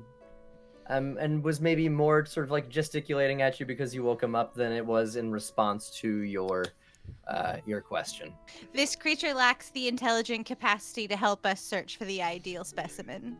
Wait. Seeing that this is not being comprehended, Hmm. Corey still also hopped up on caffeine, jumps in front, and kind of like waves his arms, like shaping out a very tall billion. And then I like pull out my ears as if they're like super long, perfect, soft ears. You got inspo for this. Okay. I'm gonna say make a I could do diplomacism. I could do performancism. I'm gonna say nature. I could do nature. That's a fun Yeah. one too. Yeah, I think nature, because you are, trying to communicate this in a way that at a At like a feral level. yeah. What yeah. inspiration? Can I like re-roll that? Yeah, so inspiration is going to function like a hero point. You guys can keep tabs on them. You can have at most 3 at any Okay. point in time. At some point, what I want to do is be able to have like a thing that shows how many hero points you guys have on screens, so that folks aren't giving you hero points that you won't be able to use, so folks can see. Like if you're out, and they want to give you one, they can do that, and also have like a visual tracker for all of our sakes. Oh, But yeah. man. I can make that happen, but it's gonna take some layout shenanigans. Yeah. We'll talk about it. Yeah. But yeah, I will then use one of these hero points that I was gifted Alright. from Colonel Blah, Amazing. and instead of it being an 11, I got a 17 17. plus 7 for nature, so that is going to be what, 24? 24. Nice. Yeah, I mean, there's like several seconds of you all watching this happen and being like, "There's no fucking way this works." Like, in what world? Before I think it's when you do the ears that like Nina's head sort of tilts to the side, and there's this moment of like recognition of what it is that you are speaking of. And he begins looking around and sort of sniffing and hops off the bed and begins to head outside, or head downstairs. Let's follow him. We do that. Yeah, just a train of individuals following a badger with his nose to the ground. Wonderful. That's it. Also, Hell Nina yeah. was blessed in that encounter. if Was no one blessed. saw. Okay. Following a backer. Blessings to Neener. Yeah, just bless Neener. You guys get sort of led on your, like a merry roundabout way. Billion's been in a bunch of parts of the house, so you guys check, you check the study, you check the kitchen, you check the front hall, you check the stairs, you check the other hall, and eventually make your way out through the kitchen, through the courtyard, and actually like through a couple of doors and another back room that you haven't been through before, and then out the back. Before he makes a couple of turns and leads you all in a very roundabout way, essentially to the front of the house, and into the park. And then sort of like wanders around, and we're gonna see if out in nature he's able to keep track of the scent. Oh yeah, absolutely is. It's a 19 on the die. And brings you all to the bottom of a large tree where, looking up, you see Billion snoozing in, sort of like a hammock of his own design in the tree. Patrick pulls out a piece of paper and a pencil, and it's just already on it. Just immediately drawing the ideal specimen snoozing. In a tree? Are you kidding? It's good stuff. Statuesque. If I do say so myself. Yeah, very much so. A young corner. When one does sleep atop such a high perch, you must be very careful. That must be quiet and peaceful. Master Billion! Oh! I fully fall out of that tree. Yeah, I was gonna say, can you make a reflex save for me? I mean, I'll do my best. So this is Let's see a DC 20 reflex save to not fall out. I mean, of the tree. I am pretty. Yeah. Pretty reflexive. Oh, okay. That was a 30. So What I'm the fuck is on your- point today.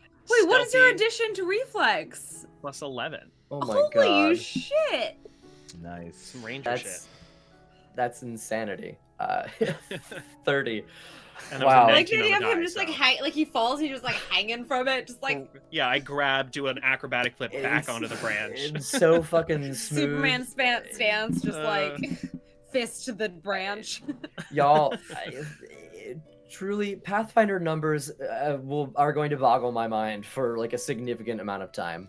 Like that's like rogue stealth numbers at level like 7 or 8 with ridiculous expertise and shit. That's wild. Incredible. You scare the bejesus out of Billion, and miraculously, with grace that is stupefying from such a lanky individual, falls out of and then swings just beautifully back into the tree. 30, what can I say? It's beautiful, truly beautiful. Passerby stop and are like, wow, that was amazing. Are there passersby And- in this? Walking through the park? People gotta go to work. That's fair. That's fair. That's fair. You guys aren't the only people in this world. I These forget that bills don't pay sometimes. themselves. Yeah, there's lots of people. These bills. People are out walking 5e30 dogs. is Pathfinder 40, so 0. Jesus, That's fair. That's wild. I mean, So that's yeah, like that a makes sense. 20. Yeah, that Yeah. makes sense. Yeah, Which is still good. yeah. But yeah, there's like people out like walking their dogs and stuff. Yeah. Some of them are, terrifying, like with like 3 heads, but they're people's pets. What do you guys want to do? How's it gonna shake down? Billion, Master Billion. I do not mean to disturb, but would you not mind coming down from your perch? Yeah, all right, I'll come down. Hop down from the tree. How did y'all find me so quickly? The specimen Neener lent an assist. Yeah, at this moment, Neener definitely how cats will like do figure 8s through your feet when they want to just like be kind of cozy. Neener starts doing that, sort of like Oh, nuzzling up against your leg a little bit. Oh, sorry, I left you behind, buddy. You just looked very cozy. And now that I am in Pathfinder, I'm a elocutionist, so I can fully speak and understand all the time with any burrowing animal. Specifically burrowing What? animals? Yeah, specifically That Hey. rules. badgers, ground squirrels, moles, and prairie dogs. Yo, that's hilarious. How specific? Oh, he's sleeping in a tree with squirrels just like at you. So what you guys hear is Billy, and you hear, well, now they woke me up, and so I did indubitably find myself obliged to find you. Well, they woke you up, so then you thought you'd wake me up? Well, thanks very much. It seemed very much like they weren't going to leave me alone. I I- have no doubts about that. I'm so excited that Nino's voice is just Benoit Blanc. That rules. It's a good Oh, contrast God. between like, yeah. And verily, I did find thee. Oh my goodness, the monk is rubbing off on me. Anyway, just the words they stick in my head. He has a way about him, doesn't he? He certainly does. So, what are you all up to? Why do you have so much energy right now? Are you aware that we just died and came back to life? Bill, there's no time for death. We had coffee. Are you aware of this thing called the coffee? There's no time for Coffee? death. We had coffee. Coffee? I that haven't shit on heard my of it, shirt? but I was gonna say honestly, I've never related to something more for a significant portion of my life.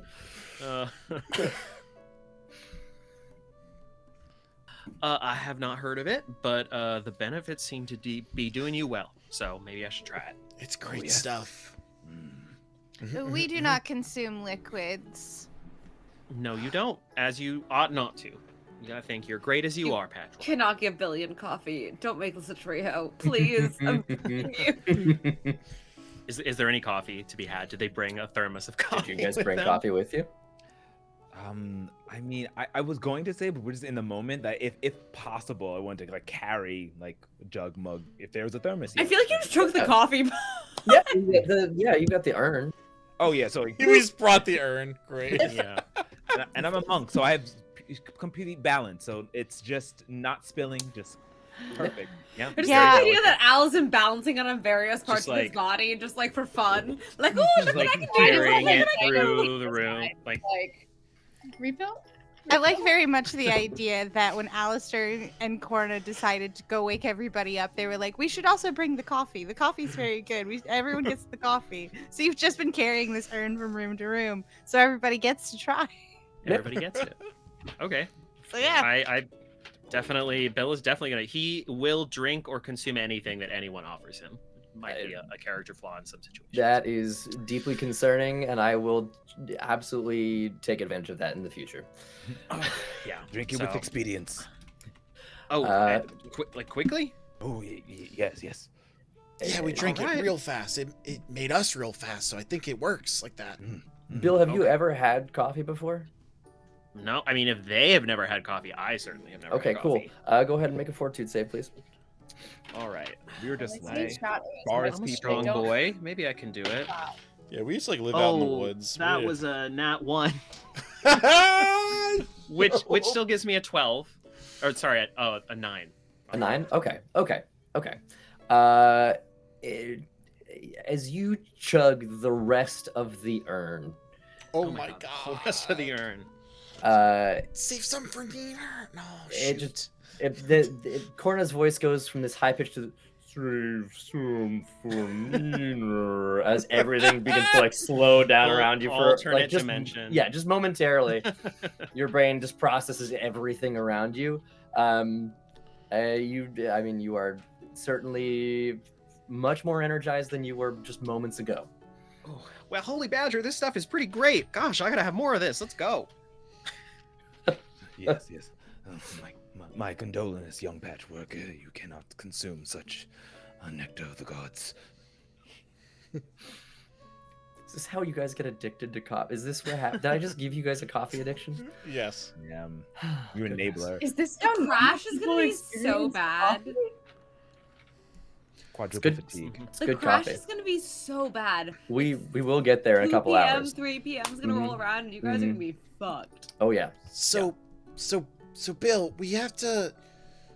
It's kind of a long story, but Azad's being really grumpy and wants to sleep, so we're letting her sleep so she doesn't hit us.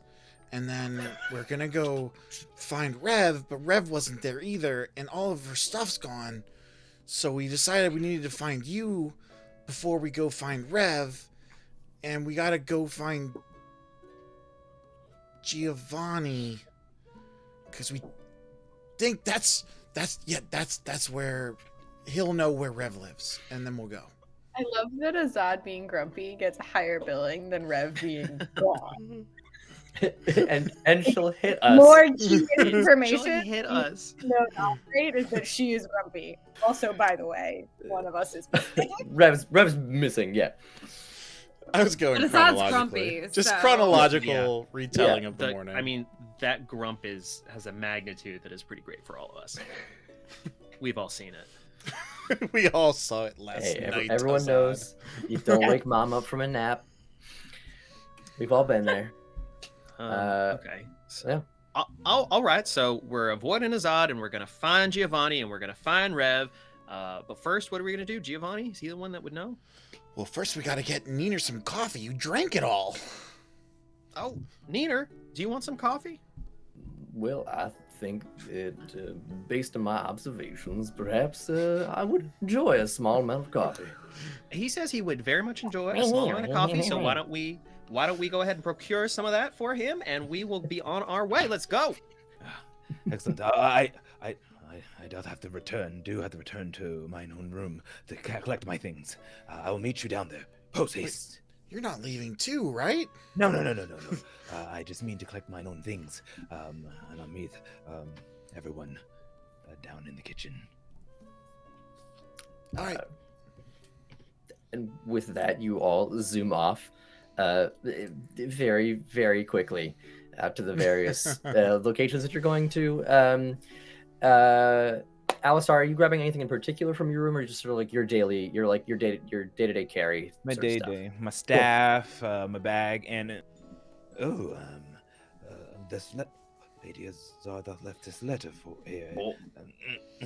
Oh, this is gonna be good.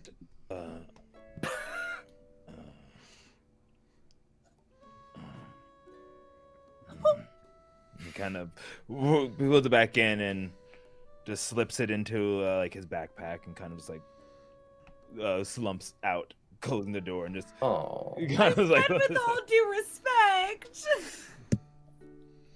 Please. with all due respect, you're not a father. and before making his way over to the kitchen. Okay. As the rest of you pile energetically into the kitchen, Fancy Chef is there cooking breakfast. Good morning, everyone. Anything for breakfast? Coffee, lots of it. We do not consume food. All right. Just coffee, nothing else. Maybe some toast and some eggs. Oh, Ow! to clarify, we do not consume any liquids either. Okay. Good to know. Any toast, eggs, and coffee, but not for Patchwork because Patchwork doesn't consume any liquids either. And proceeds to, whip up some scrambled eggs and some toast. Coffee through a French press, which is not a place here. A car press, famous for its coffee. Patchwork. While Fancy Chef is whittling away this egg situation, Yes. they fly up, pulling a parchment out of their bag and going, "We have already cataloged the fluffiness of the eggs you create," and is like just showing it like in front of the face of Fancy Chef. The eggs take noticeably longer than they normally do. We noted there was much texture to be cataloged in these eggs. Thank you. I suppose. Are they Oh, they're burning. Excuse me. Sort of like ducks under as you like continue to move it around in front of their face. Nina drinks coffee and begins to run circles around the kitchen. I do declare this is marvelous stuff. I feel like I could run forever. Oh, right, Absolutely isn't it great spectacular. stuff? Wonderful. Okay, we How gotta have more of I this. never tried I this just like before. the idea that you're all kind of Never- chasing each other in circles. Gotta get our steps in. We've all been there. You got a Fitbit, and it's like, oh, you're at like 8,700 steps for the day, and you're like, I guess I'm walking around this room until I hit 10,000 now. Just me. Okay. Gotta hit that number. Gotta do it. So while this is happening, Rev, you get home. It's very early in the morning. No one's awake downstairs. You head upstairs to your place. You see that, in a couple of days, there's like a couple extra pieces of mail. Things have been tidied up in your absence. All the cups of tea have been washed and like hung up and whatnot. And it looks like Rosie and Bergen have come in with the kids and just sort of like straightened things up. There's some like flowers sitting on in the middle of the table in a vase. What are you doing when you first get back? She's gonna very carefully lean Thorn right near the door. And walking into the room, we'll just reach out and just like touch one of the flowers and kind of shake her head because she knows that they will be dead in a couple days because she will not change the water at all. And she will take down her favorite mug and make a cup of tea and take it into her workshop with the bag of stuff that she has kind of cleared out of Giovanni's. And go into the workshop and kind of just re-spread out. I think this is the one place that Giovanni and Bergen probably wouldn't have straightened up because I think they know better at this point. Not only does she not want folks to touch things, but also any of it could explode at any moment. So maybe let's just leave it where it is. Yeah. All the empty teacups or teacups of like now long dried out tea have been removed, but nothing else has been touched. Yeah. And she's just gonna kind of start fiddling. Okay. She doesn't really have a necessary goal in mind when she starts, other than she knows she wants to build a weapon of some kind. She's not sure what it is. She's not sure what suits her best. And I think that's part of what the next day or so is figuring out what feels comfortable, right? Is it, throwing her daggers at a wall, but that doesn't quite feel right? Is it, pretending something is a sword and no, that doesn't feel right either. And fiddling the whole time into what she's building. I don't know how to turn that off without turning you off. She, the whole time, every time she can't really figure out what to do, she's kind of just sitting and staring at like all this stuff all over her workshop. Just turning the rapier handle from Sorna over in her hands, just like moving it around, twisting it, playing with it.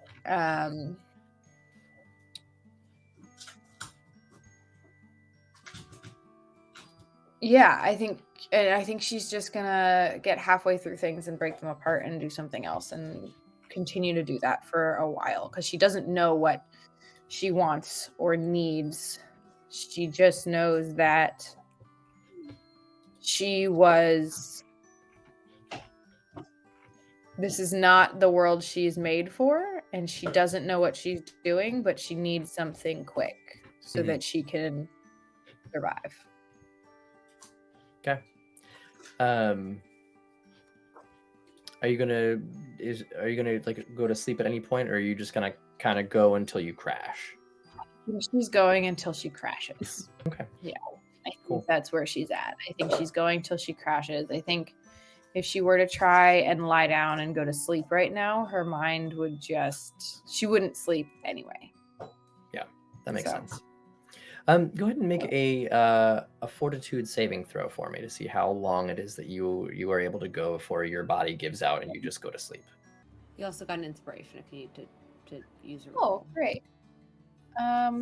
Do I know where to find a modifier for that? So if you're looking at Path Builder, you sort of see where it has like your AC, your HP, and all that stuff. Just to the right of that, you should see your fortitude, reflex. Oh yeah, there it is. saving throws. Got it. Found it.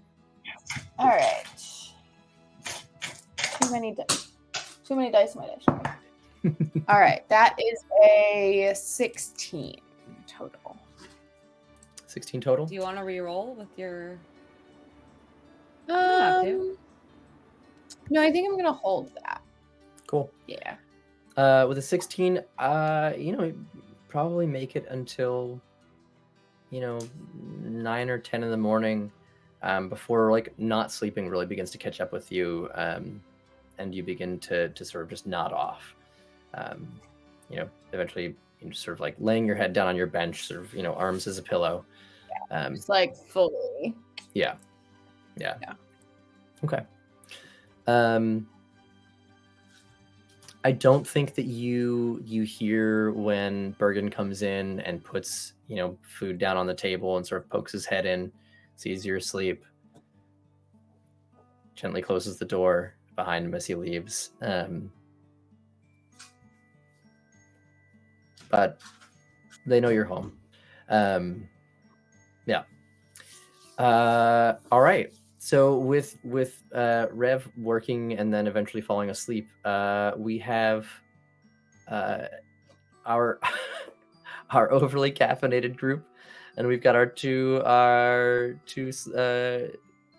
sleeping beauties. What what is the plan for Rev's recovery? You guys gonna try to find Giovanni, who has mentioned to Alistar and Corey that he was going to be heading out because he had stuff that he needed to do today.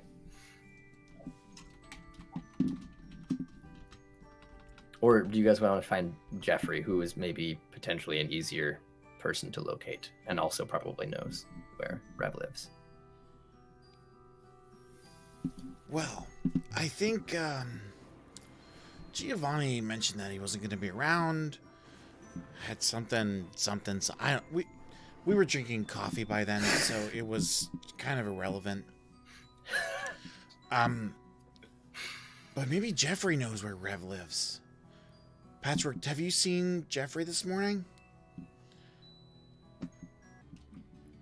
Would Patrick know where to find, would know where Jeffrey resides in this space? Having marched to draw them. I think that that at the very least the place that Jeffrey went up to at one point was several floors up from where you all are staying, but sort of off that main stairwell. You're able to surmise that maybe 6th or 7th floor is where Jeffrey's quarters are. We must ascend to higher floors to find attendant Jeffrey. Do you think Jeffrey will want some coffee too? Well, let's bring it just in case. I mean, who wouldn't want some of this? I mean, just in case. There might be just, All right, so you guys are gonna all head up. When you get to his door, are you all busting in, or are you knocking on this one? Ooh, knocking. I think. Yeah, with Mm. this one's hits a little different. Patrick, go ahead. As Alistar is about to burst through the door, much like all of the other doors, Mm-hmm. I kind of just grab on to his like the back of his cloak or his bag. And I'm like, Alistair, wait, maybe not for Jeffrey.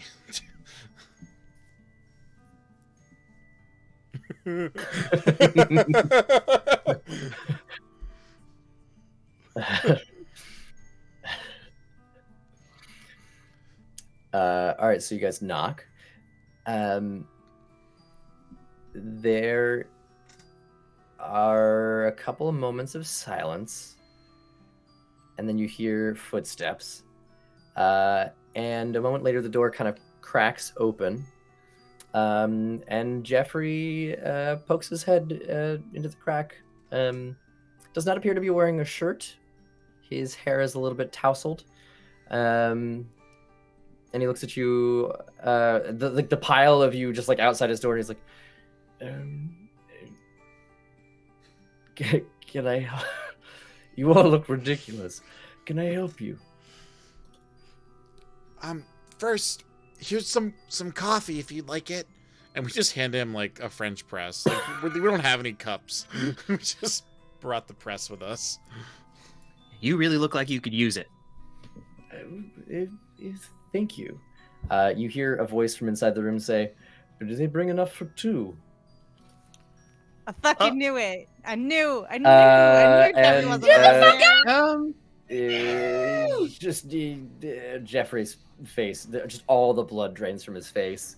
And then immediately he turns beet red. It's like, it appears there is enough for two. Yes.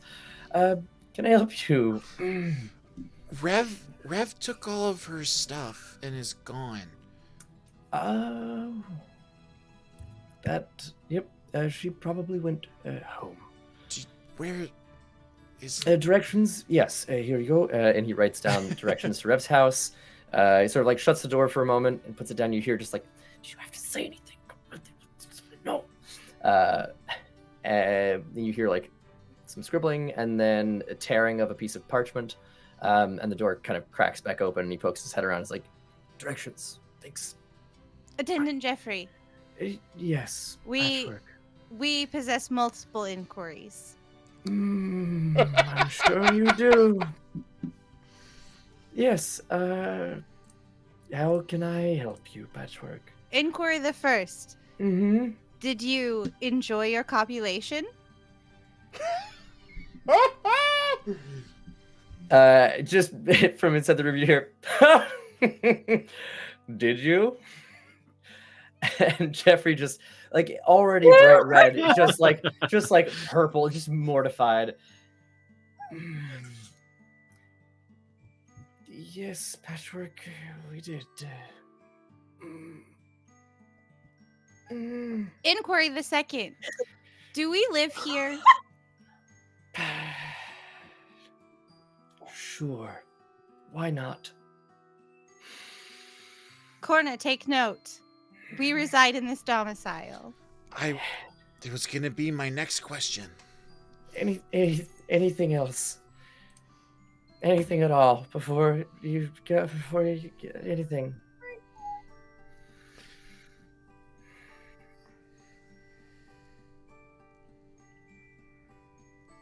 The copulation. Okay, I'm going to see you all later. And you can hear like Vincent just laughing hysterically at this, and Jeffrey just like turning an even darker color. See you later, and closes the door. Wait, here's the coffee. Well, he gave you guys the written directions to Revery's house. Okay. Thank you. You hear the door lock. And it just, oh fuck. A synonym for copulation. Well, it seems like they're having a fun time. You're still here. Go away. Don't you have anything else to do with your day besides ask questions? Not anymore. As we continues to laugh in the background. Enjoy your afternoon, the rest of your morning and your afternoon. As we kind of walk away from the doorway, but still like audibly enough that if you are on the inside of the door in the room, like you can still hear us. So Patchwork, do you know any other words for that? Like banging? Banging.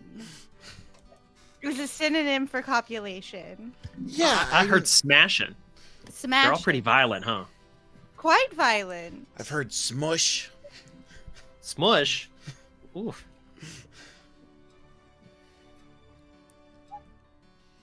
Well, Alistar, when Oh my god, Al the Virgin! Alistar, when two people really love each other, It is Or the when it's function of- spring and the animals are in heat. Yeah, so the act of organic reproduction.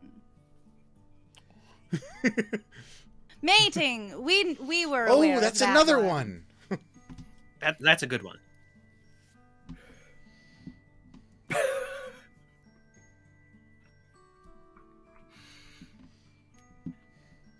Cool. Thanks for putting me through that, guys. Anything else you want to do? I do do this I want to shit, do too. when I wake up, but I don't know if it's time for me to wake up yet. Definitely not. Yeah. No, it's early still. Yeah, it's probably at this point, yeah, at most maybe like 8:30 in the morning. Yeah, no, I just went to bed. Yeah. You guys have directions to Rev's house.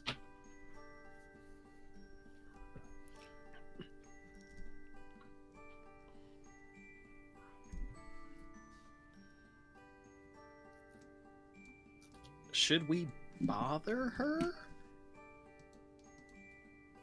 I don't wish to speak upon the matter. Last time how do thou say, stuck mine nose in business where it doth not belong.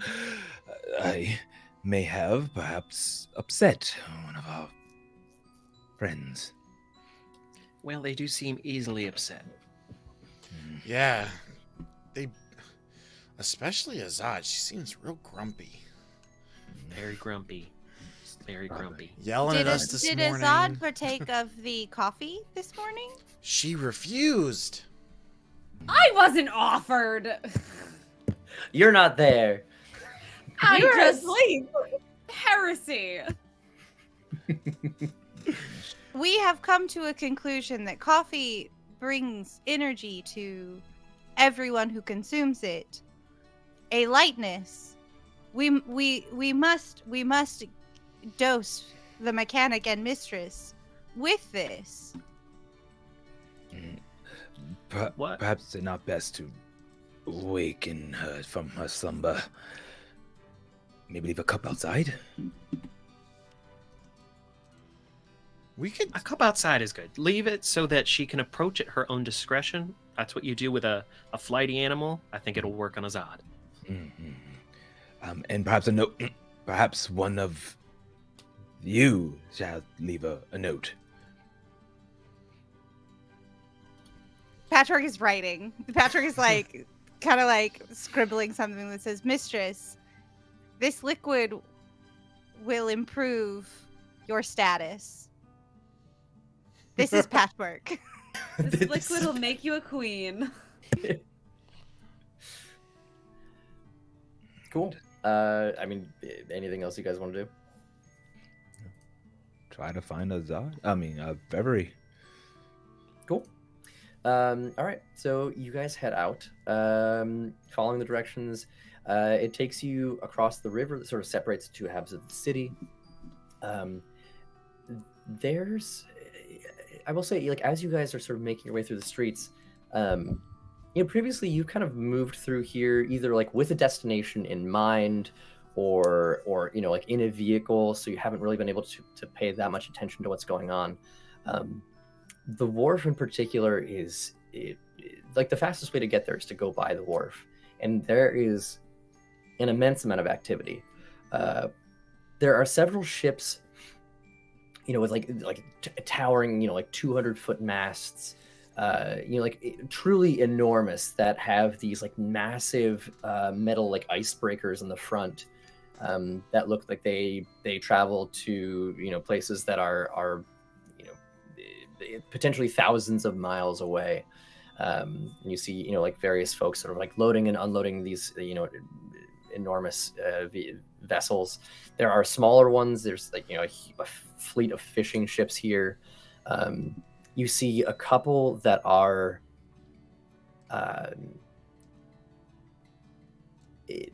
docked, but like sort of weirdly in that they are anchored here at the wharf, but are actually levitating in the air, and so they are moored, and they have ramps going up to them, as opposed to but as opposed to sort of sitting in the water, they are sitting maybe 20 feet off of the ground, as it were.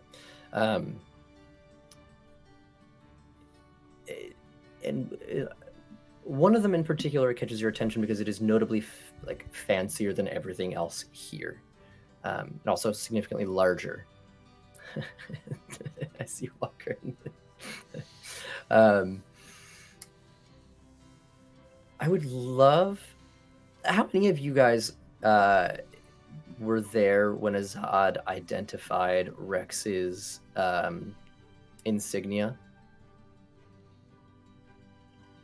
Rev was. Anyone else? I don't think. No. I think Patchwork was freaking out about the reclaimers at the time. Yeah, Okay. I think it was just the two of us. Cool. All right. Well then, Yeah. you notice a super fancy ship with a cool insignia on the side, and continue on your merry way. Through like a large shopping center. The things are kicking off here. It's the beginning of the day. There's a lot of folks hustling and bustling, their children running through on their way to various places of tutelage, whether or not that's a school or apprenticeships, that sort of thing remains to be seen. Before making your way into a more residential area where the buildings are a little bit taller, gets a little bit quieter, and eventually leading to a what looks to be just like a cozy 4-story building with one door.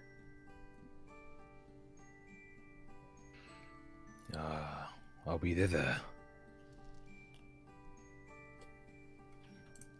This seems like the place. Does one knock in the city, or do you burst in? That's a good question. We have resided in many metropolitan areas, and one knocks. All right. Well, you maybe should be the one to knock, Patchwork. Go on, hit that stick on that door. We will acquiesce, and then like Patrick like floats up and From inside you hear, I can't, with my voice being what it is, I'm gonna give this a shot, but nope, not gonna happen. Can't do a kid's voice right now. But you hear a couple of children's voices yelling, "Mom, there's someone at the door." Before a moment or two later, a dwarven woman, hair sort of pulled back in a tight bun, arms sleeves rolled up to her elbows. Looks like she's probably cooking. She's got an apron on. She answers the door. Can I help you? good morrow. Inquiry. Does the mechanic reside here?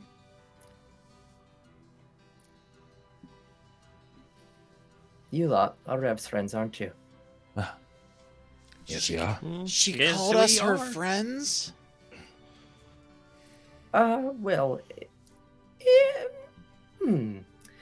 sure, more of an assumption on my part. Is she expecting you? Not. No, but we look for her. She has gone missing, and we are worried. She's fine. She came back early, presumably early this morning or sometime over the course of the evening. My husband went to check. She's fine. She's here. She is asleep in her workspace. I think it's probably best that you don't wake her up at this point. Have you all eaten breakfast, though? Oh, we do not consume food or liquids. But Fair enough. But how about the rest of you? do you perhaps have something? What was it, young corner? Coffee? Kofif, I think. Coffee. I think it was- Coffee? Coffee, yeah, that That's stuff. the one. Yeah, certainly have some coffee. You don't mind children, do you? I don't No. think so. Wonderful. We've got plenty of them. Come on inside. And she, like sort of steps over and invites you into their home. Immediately, there's just like a line of children who are all just like staring at Patchwork, eyes so wide, mouths so very agape. Rosie's like, don't stare, that's rude. Come on, set the table, we're having guests for breakfast. Come on now, run along. And the kids all, scurry off, sort of complaining that they don't get to talk to you guys more. Let's maybe start with coffee, yes? That'd be perfect. Wonderful, come on Yes, in. please. All right. She makes you guys a pot of coffee. Do you guys have? Is there anything that you would like to ask? A couple minutes later, Bergen comes into the kitchen. Morning. I see we've got company. Rosie, who? Everyone. Probably should have gotten your names. This is my husband Bergen. I'm Rosie, and you all are. I'm Corna. Cornell, lovely to meet you. We are designated Patchwork. Patchwork, lovely to meet you. I'm Billion. Billion, wonderful to meet you. Greeting, husband Bergen. Good morning, friend Patchwork. Just Patchwork. Just Patchwork. We are designated Patchwork. Wonderful. Pleased to meet you, Patchwork. And Alistair's looking at the children, just trying to be really thin and not touch any of their germy hands. It's a long stride. At your service. Welcome to our home. Yes, of course. Please make yourselves comfortable. So, how long have you all known our sweet Reverie? The mechanic's whole life. Plus before the death. I'm sorry, the what? About 3 days. Yeah, 3 days. Well, Plus a including death. including a lot of time in the undead world. But does that really count as time? This Bergen looks a little bit Ideal sheepish. specimen, it was 12 hours. Rosie definitely knew what we were doing. She definitely did, and definitely did not say anything to Bergen because she did not want to make him nervous. Okay. Yep. Just checking. No. Definitely said something. No, she fully knew, and he fully did not, and she just didn't bother to mention that to him. You see, Bergen looks at her, he's like, did you know about this? And she's like, well, yeah, I did. I didn't want to worry you unnecessarily. They're back, so it's okay, right? Well, we'll definitely be talking about this later. So, you died, yes? You're all back now. That's wonderful. I'm glad to hear it. A little bit miffed that I wasn't informed beforehand. He sort of shoots Rosie a little bit side eye. If you don't mind me asking, why? Or what happened? Was it intentional? Was it unintentional? How'd you come back? Intentional, yes, and some mystical dragons of sorts returned us to our life, but I'm sorry, dragons? Yes, it's just dragons. There's nothing to be quite worried about. But no, sorry, you dragons and nothing to be worried about is not typically a sentence that one hears. Dragons here in the city. Don't worry, he's pretty busy right now. Well, and technically one of them is a drake or something, right? Not a full This does dragon. not make me any less concerned. Why? What is happening? I mean, when two people love each other. No, we have 6 children. Trust me, we understand that one. Oh. That's not what I'm talking. But Do you know these dragons? yes, they are friends, acquaintances. They're taking care of us. We reside in the same domicile as they do. Okay. Clearly, I need to have a conversation with Giovanni at some point in the near future. Okay, I'm gonna pretend that makes any sense whatsoever. Continue. How is young Reverie? She has been through such a quite traumatic experience in our unliving. Meeting a mother, dealing with that trauma. Is she So she met her. Sorry, to be clear, just a few questions here as you're providing this information. Met her mother while you were dead? Yes. Correct. Okay, that's not great, but noted. She's currently asleep. I just brought some food up for her and left it on the table. Anything else you'd like to share? I'm not waking her up. She's clearly tuckered herself out. She fell asleep on her workbench. But clearly some interesting things here to be discussed. Her mother. Tattoos similar. They do resemble both on Young Reverie's as well. Patrick pulls out the character study they drew in the Sunless Sea of Rev and Sorna, and sort of like the two of them looking at each other in like this field of flowers. We cataloged the occasion. Rosie comes over and may I? Of course, it is a catalog for advancing knowledge.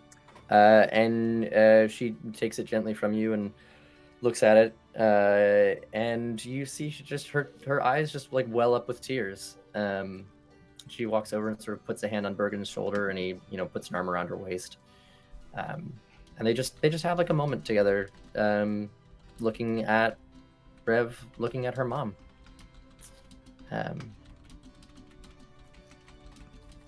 Before she comes back over and passes it to you. I appreciate that. Thank you.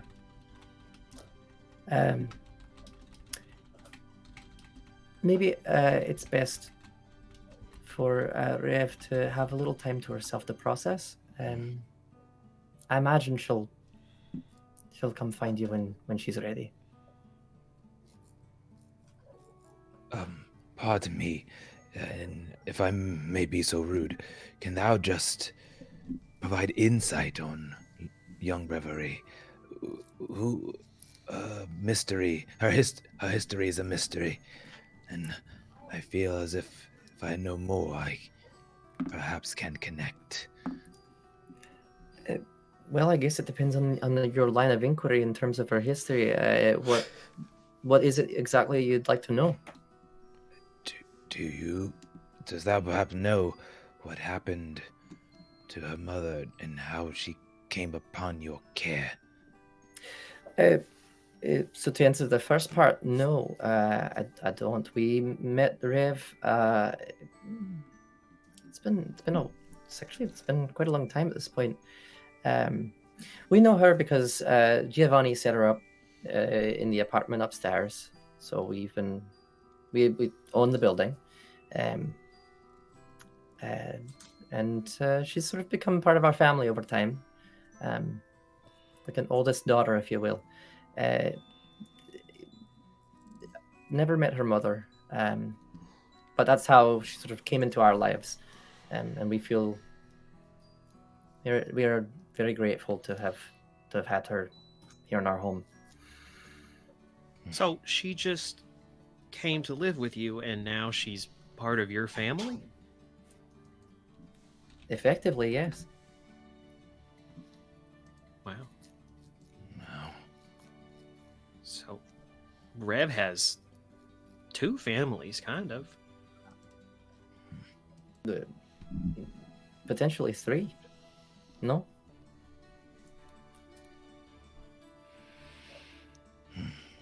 Potentially, if she doth have us.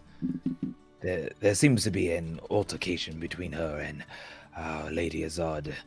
I had hoped to have quelled this, but I may have failed with Lady Azad, and curious as how young Reverie feels. Bergen pipes up and says, "Well, I'm sure that when she's ready, she'll talk to you. Sometimes she just needs a little bit to process. We've found over the years it's easier to just sort of let her do that, and then when she's ready, she'll open up, or she won't. I guess really at the end of the day, it's her choice to do that or not. But I do I do think that maybe it's best that rather than sort of all barging in on her in her space, you just let her come to you when she's ready. Should we leave a cup of coffee outside her room because she's flighty too? No, don't worry about that. I'll take care of it. And what do you mean flighty? Oh, like a raging badger that you've trapped in a corner, and you leave a little treat out and you back away. They're flighty, but they'll calm down if you come and let them touch the treat slowly. Yeah, honestly, a pretty solid analogy. She'll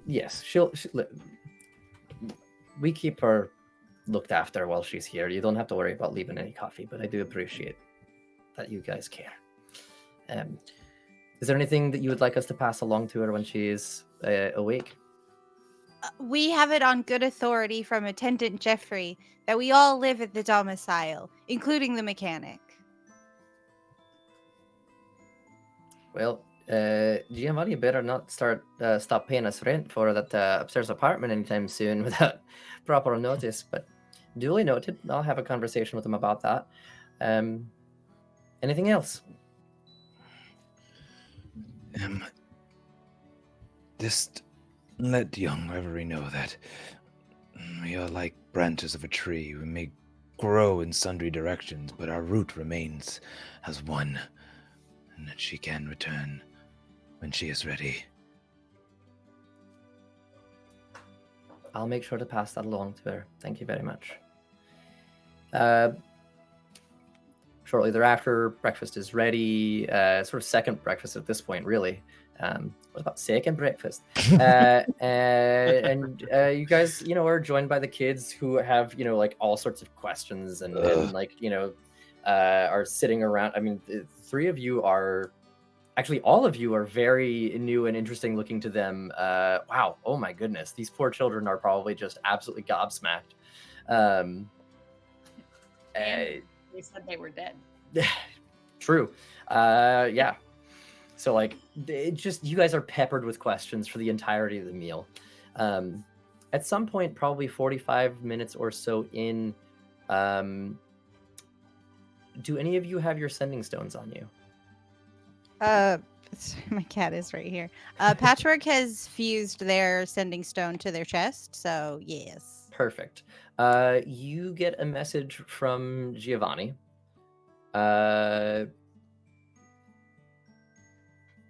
That there, if it's sort of like to all of you, that there is someone to see Azad, and if you're with her, that you should return to the house immediately.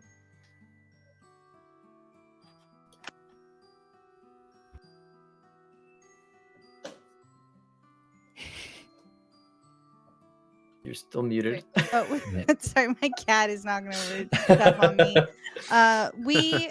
We must return to the domicile, for Azad has a visitor. No. Who doth that be? Yes, let's return. All right, let's go. Okay. Thank you all for dropping by. It's lovely to meet you all. We'll let Rev know. Thank you so much. Y'all have a lovely family. Rosie, Thank you. husband Bergen, multitudinous children, farewell. The kids absolutely like walk you all to the door and are like waving emphatically as you guys leave. Excuse me. You guys make your way back. Alistar, Yes, young Ratwork. we understand, as we're walking, we understand that mating and copulation was a new concept. The many small multitudinous children are the result of said copulations between Rosie and husband Bergen. I do understand offspring, usually for mating purposes, never for a pleasure. But a very interesting concept. Corna just like giggles, knowing that that's not true. But he's a child. How does he know? Cool. You guys make your way back. Oh my god, is Corna not a virgin and Al That's is? broken. I don't want to know. I Honestly, wish never Azad mind. had all I don't want to know. I don't want to know. I don't want to know.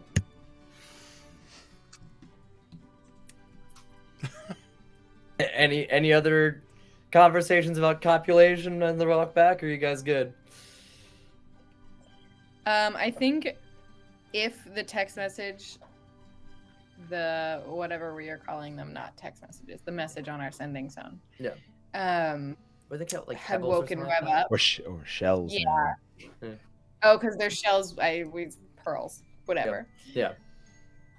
Bits of abalone. If it woke Rev up, I think she would have glanced at it and read it, but ignored it and gone back to work. Cool. Yeah. All right. I honestly, given how long you were up for and how little time it's been since you fell asleep, probably doesn't even wake you up. Yeah. May at some point you might wake up, check it, and be like, "Nah, that's not my problem." Whatever. Yeah. Yeah. Exactly. Cool. You guys make your way back.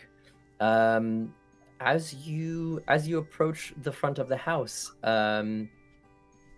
you see that the front door is open, which is unusual. And as you file your way in, you see that there is a man dressed in very, very fine, like borderline irritatingly fancy clothing.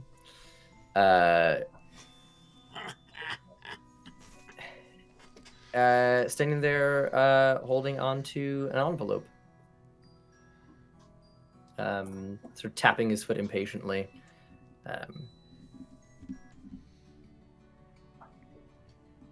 Can I help you? You're not Mistress Azad, are you? Then no. I'm waiting to deliver this to her hands and her hands only. You're gonna want to wait.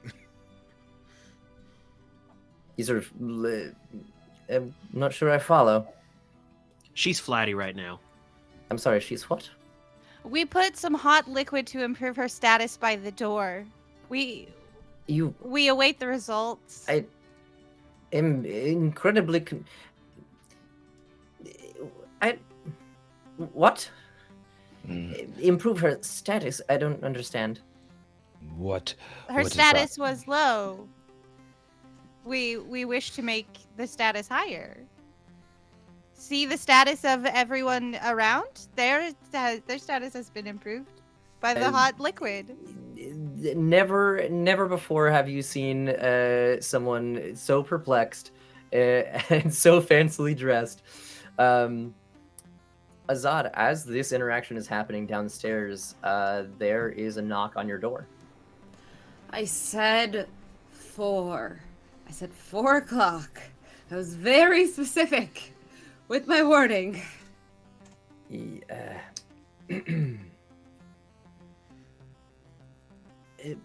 Mistress Azad, there is someone here to see you. Who? I don't know his name, but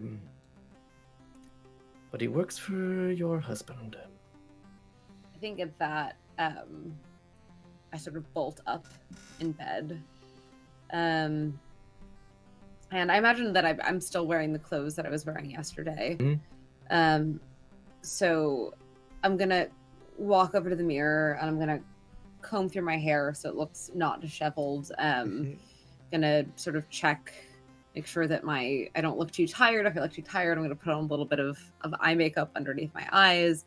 I just, I want to present the face of someone who is doing well in their life.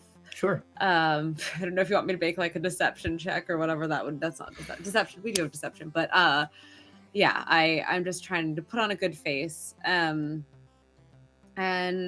yeah, I'm gonna come downstairs and sort of see what's going on. Sure. As you exit your room, you see Jeffrey not looking as put together as he normally does. Hair is not, like immaculately combed. He's wearing like much more casual clothing than normal. I got a 28 society check. He was caught unawares and very unprepared when someone came to the door, and he definitely was not sleeping. Nice. Yep. I think I give him a little fist bump on the way out. This has been the worst imaginable morning. Okay. Would you like me to accompany you downstairs? You know what? Please say no. I was gonna say this. I can use this. And I would like to mess up my hair a little bit. No. And I say, I would love if you would accompany me downstairs.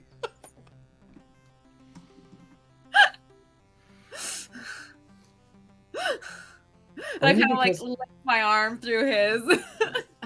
Only because I know what you're going through.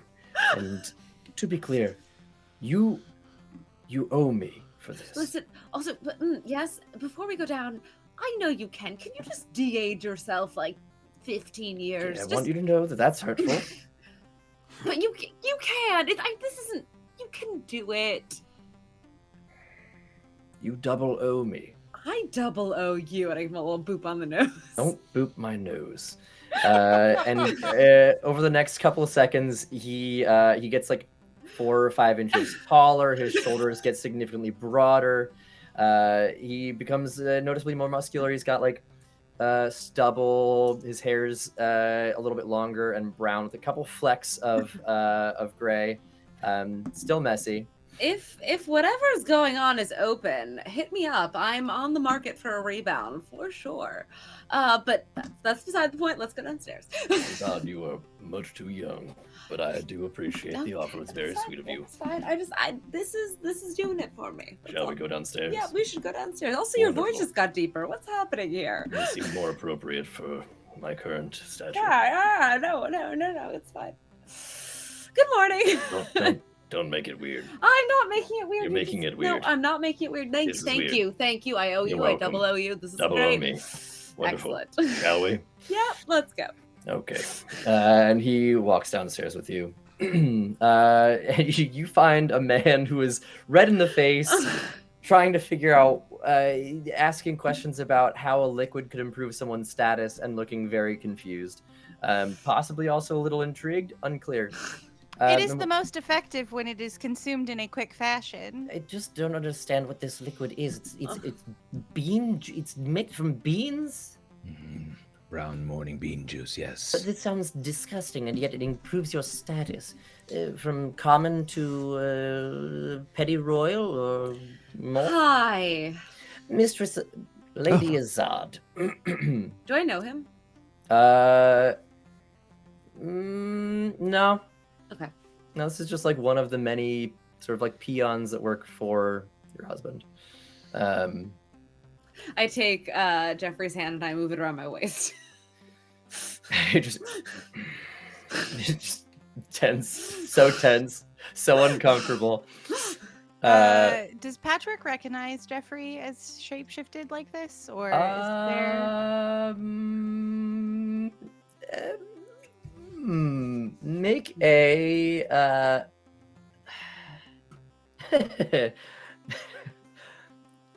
make a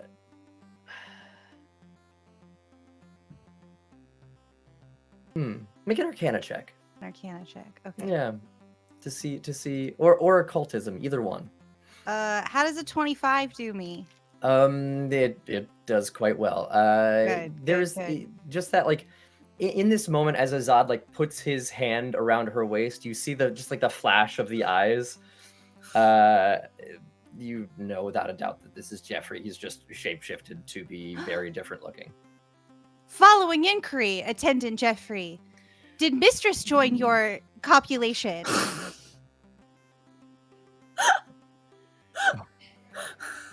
Ladies, are you in better moods after copulation? She does seem much more relaxed. No, Someone is Mistress Azad and rethinking this plan. it was just the two of us. And me. I was there too. It was just you and I. Yes. Yes, Just the whole us. time. The Mhm. entire time. Doing the sex. That's what we did. 100%.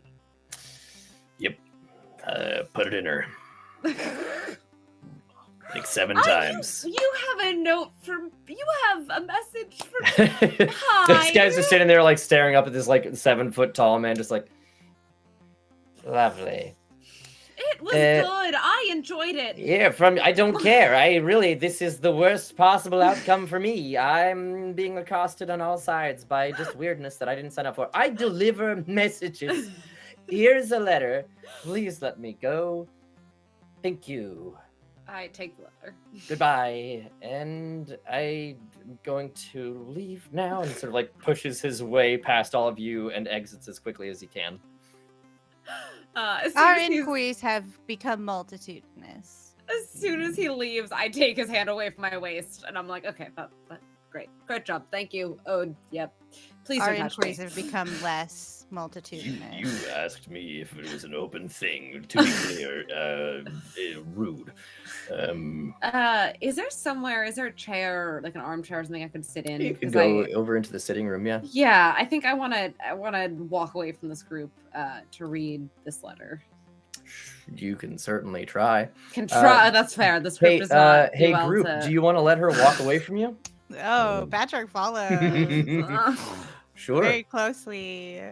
Alistair is as soon as she would have showed up and noticing her, Alistair would have used his ancestry sneaky feat to, in plain sight, just disappear and try to not lock eyes or be in the vicinity of Azad because he just feels awkward. Fair. I think Jeffrey begins to come with you guys and then like catches sight of himself in the mirror and is like, on second thought, perhaps I should go back upstairs. I think someone's See you waiting all in from a you while. from what Patchwork You- said. So inappropriate, really, all of you. Boundaries. We have to establish them at some point. And he like pops his pecs, kind of chuckles, and then goes upstairs. Keep that form though. It's nice to look at. Still very young. Still awkward. Asad's officially hit the rebound stage. Wonderful. Amazing. Incredible.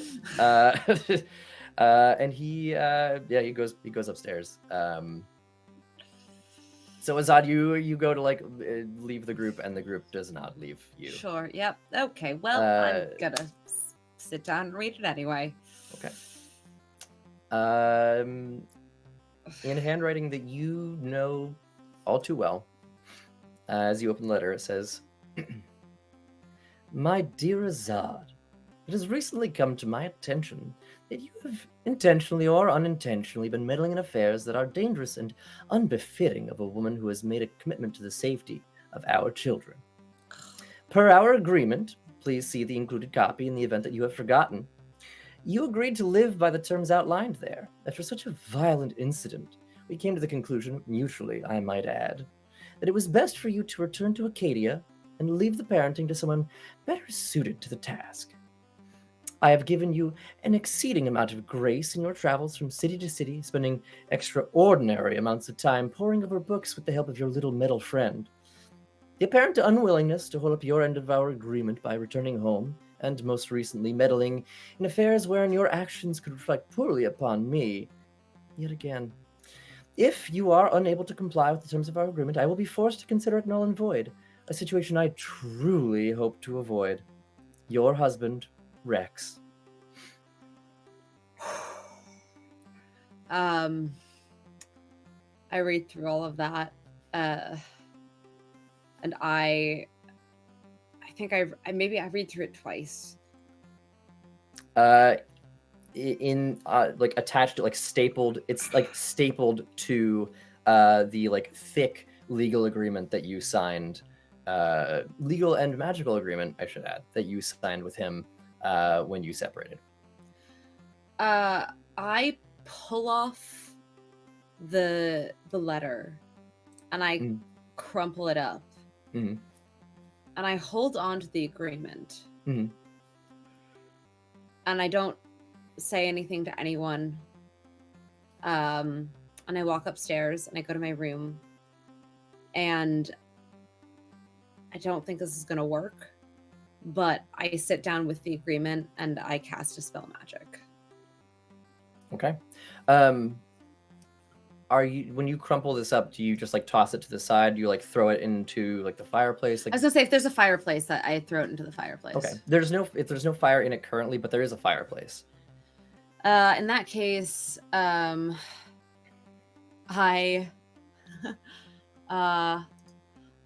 tell me if this doesn't work. Sure. But I'm gonna cast grease, and then I'm gonna cast light to light a fire. Light? If like I cast the, grease, like the spell that like lights up a room. well, that light? Yes. Or I'll cast magic missile, anything to spark the grease. Whatever you think could spark the grease. I mean, you could also just, like. Okay, fine. I just light a fucking fire. Yeah, okay. I just light a fire. Cool. Sweet. You throw it in. It begins to burn. You go upstairs. As you do that, there's one thing that I want to resolve. Hey, party. Are you gonna let that piece of paper burn? Did she go and like close the door behind her? I threw it in all... and immediately walked out of the room. Yeah. So you guys are all in the study where you had been in repose when you died. You see her like read this letter. She doesn't say anything. She doesn't read it out loud. She crumples it up. She throws it into the fireplace, starts a fire, and immediately leaves. The paper is beginning to burn, but is not fully burnt.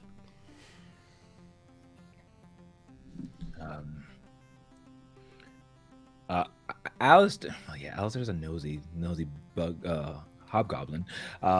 With the grace of a monk, after she definitely leaves, so it's not awkward, Alistair would just kind of monk over and use monk over is a great verb. Monk over is amazing. Monk over. It's called incredible movement, and we'll use incredible movement to try to get over as fast as possible and maybe just grab it out because he is ever so curious. Wonderful. Make a reflex save for me to grab this thing. Okay, that is going to be a 25 plus 25 reflex. Amazing. You are able to snag it before any of the text burns. Are you going to share it with the group? Come hither. You bunch of nosy. Do you have a clue? It's I crumple it up and hold it up for everybody. What does it say?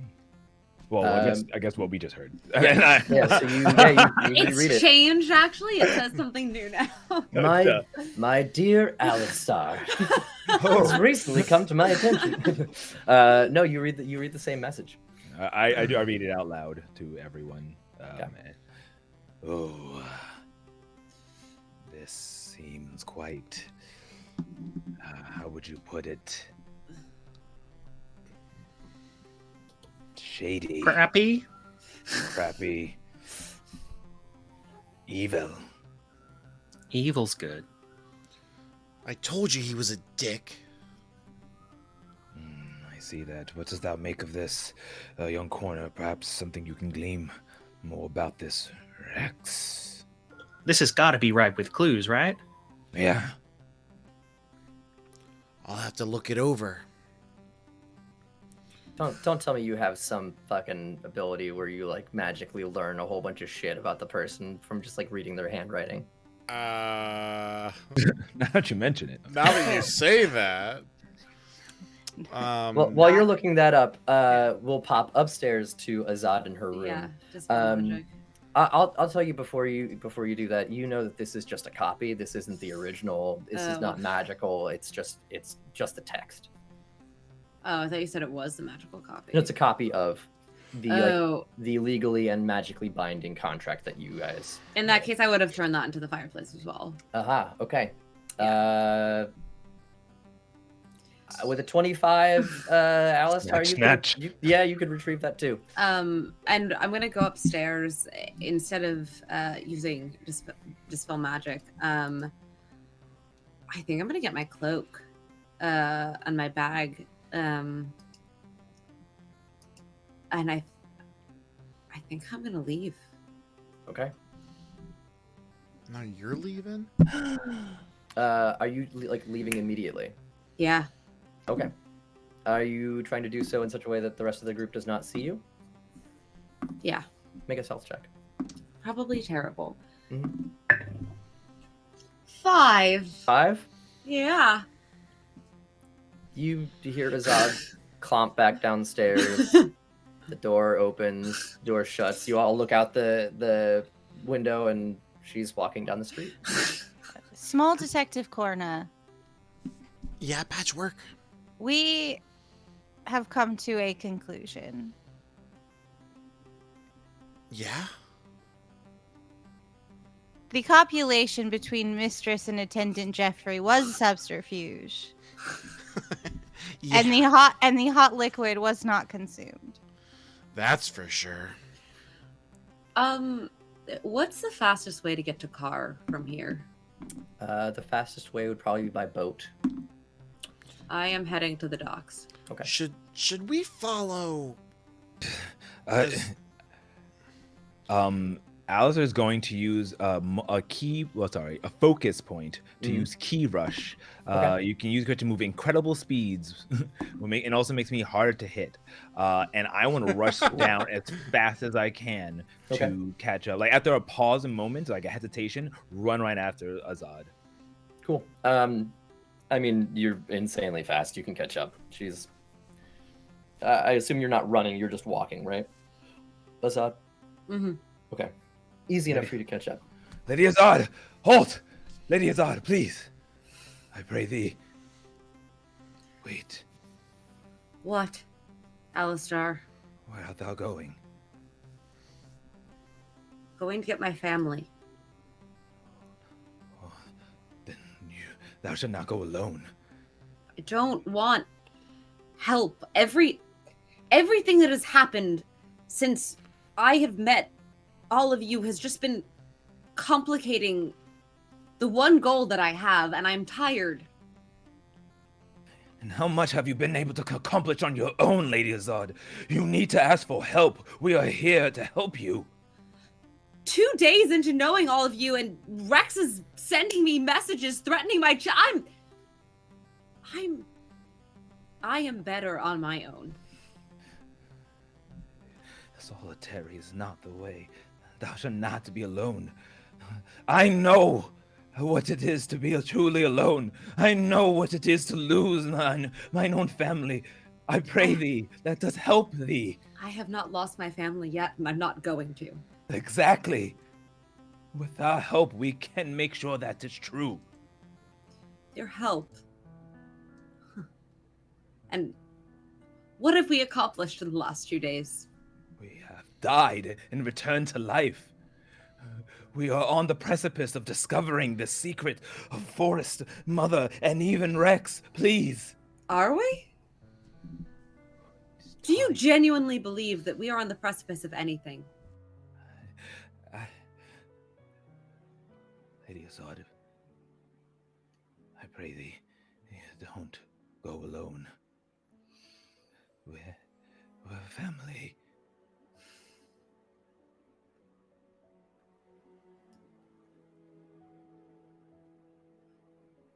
have a family.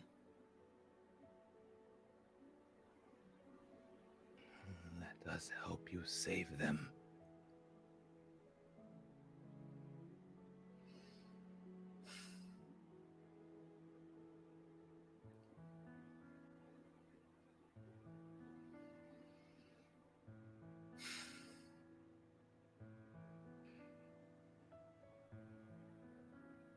Okay.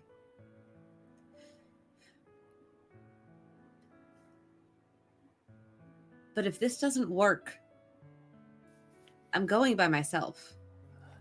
I promise thee, it will work. I'll stake mine own life on it. Don't make promises you can't keep, Al. Please.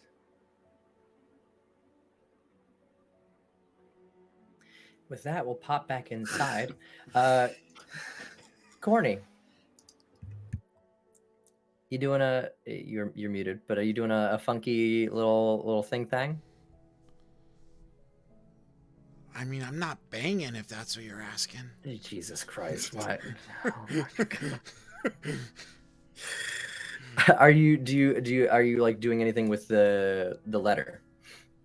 Oh, that thing. Yes, thing. that thing, not the other thing. I mean, I could just kind of continue my investigation, and like use this as a clue and kind of try to get another like circumstantial +1 to a perception check about it. Yeah. But I feel like a lot of it is very straightforward. In terms of like, you got to do this or else. I'm not really like, unless perhaps I roll for it, I don't think I would be getting much like any kind of like secret message or something like that. There would be nothing else to kind of gain from that, maybe, unless I know like a very particular type of ink that's being used here that like indicates anything. But I have to roll for that. Yeah, no, I don't think there's anything in particular. I think, like the big things is you like reread this, you can like feel like the passive aggression in the writing. I think like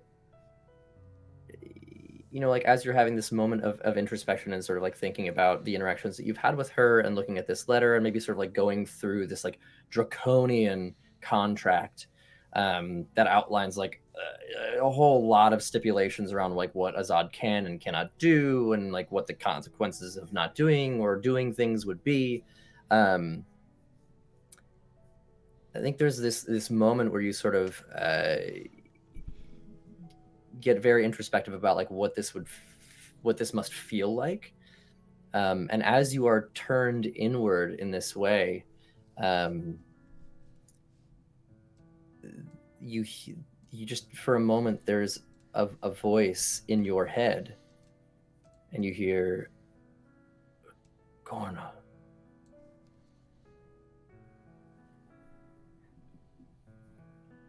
I need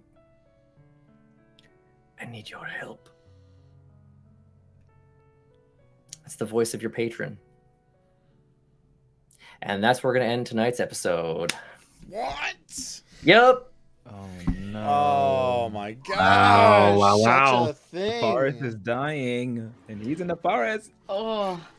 Okay, wait, Ben, I have a question because I had a bunch of things I wanted to craft that we didn't get to. Yeah, we'll do crafting offline because I know. Okay, I was gonna ask if we could just roll for things offline. Yeah, like shopping and crafting episodes are like not things that I necessarily want to engage in unless there's like there occasionally maybe you'll like meet somebody at a place where if you're going to like look for magical items, it might be worth like building a relationship with a vendor of some kind. Yeah. It's different. But okay, I think for crafting, we'll settle that offline. That's easy enough. Cool. Yeah. Wow, you guys met Rev's family and she doesn't know it yet. After you met Rev's family, then she didn't know it yet. Yeah. Okay. What housekeeping do we have to do to finish up? I think. Just where can we find people? Yeah, where Yeah. can I find people? And then schedule for the rest of the week. Yes. Yeah. Omar, then Rachel, then Ryan, then Alex. Sure. Hello, everyone. My name is Omar, aka Tailweaver. You can find me at A Tale of D20s at twitch.tv/A Tale of D20s, or on the various social medias at A Tale of D20s, and my own personal That's So Omar, which I do have a secret coming up that in within the next coming weeks, a new persona, if you will, but I'm not going to spill anything else. You'll have to stay tuned. My goodness. Rachel. Yes. Please locate me online under the handle I am Rachel Quirky. Twitter, Instagram, right here on my own Twitch channel where I'm a variety streamer, twitch.tv/I am Rachel Quirky. And thank you, Ben, for doing the voices, even though your voice was calling in sick Yes. today. Oh yeah. Ryan. I'm here. I live here. That's about it. I am not often on the Twitter that I have been hyping for the last couple weeks. I don't use it anymore, so that's useless. Cool. Great. Alex. I mean, I definitely don't use Twitter either, but I will hype it nonetheless. The Alex Eamon. Twitter, Instagram.com, Twitch. Take your Do you pick. have a Twitch? Yeah, I mean, I don't do anything on it. Everyone follow Alex's Twitter. Yeah. Follow Right these the fuck blank now. profiles, please. Right. Someday they'll Make have him the content, most I promise. popular non-existent Twitch streamer. Exactly. Yeah. I want to be a content creator without the content. To answer Zero's question, we're going to do a double talk back next week just because I think that if there wasn't something super heavy in the episode that needs to be discussed immediately, just to give us some breaks between, like 5-hour, 6-hour streaming sessions, we're going to try to roll them together, just depending on what happens in the episodes. So given that this week was very, I don't want to say low key, because I feel like stuff definitely happened, but given that it was less plot forward, we're going to chat about this and then chat about whatever happens next week in the talkback. Speaking of things happening on this channel, on Thursday we're going to have our second episode of How the Fuck. Oh, there goes Rachel. I'm stretching my back while you do business. Yeah. Second episode of How the Fuck, where we're going to be chatting to Gary Mirano, I think is how you pronounce his last name, but please don't quote me, because if that's not it, then I'm a terrible person. Dang. Imagine not knowing. Gary is truly like one of the most prominent PR folks in Hollywood. He has been working with like A-list actors and big companies like Warner Brothers and Disney for years and years and years. We're going to be chatting with him about how he got there, which his story is incredibly wild. He did not start in PR, and he started, well, I'm not gonna ruin it, but You're just giving out the whole first. he's 15 minutes an for free. excellent person, and I'm really looking forward to chatting with him. And then directly after that, we are going to be doing another episode of our Letterkenny inspired 5e sessions with similar cast to last Friday, with a couple new faces, including Zeki. And then on Sunday, we're going to be doing part 4 of the Pathfinder Beginner Box with, I think, most of the people on this call, if not all of them? Question mark? You let me know. Was that right? I think so. Okay. You tagged us. Yeah, I tagged you. So hopefully you'll be there. Definitely have learn about my schedule. Yeah. But yeah, so more Pathfinder on Sunday, Letterkenny and How the Fuck on Thursday. And then I don't think there's anything else in between. So anything else, Ben or Zeki, that I have just egregiously missed? I don't think so. No, I think you covered everything. You're good at covering all the things. God, Ben, your voice is so deep. What is happening? He's been drinking a lot of molasses. What about second puberty? And on that note, I think we can end the stream. Amazing. Thanks everybody for hanging out with us tonight. Thank you so much. Whoever's right, I think Zeki, you're the one who's got the end privileges. But Nah, I do. nah, Sleep tight, everyone. nah. Oh my gosh. can you end this in Neener voice, please, Ben? Well, I do declare it is No, time no, for bed. no. The other Diener voice. Yeah.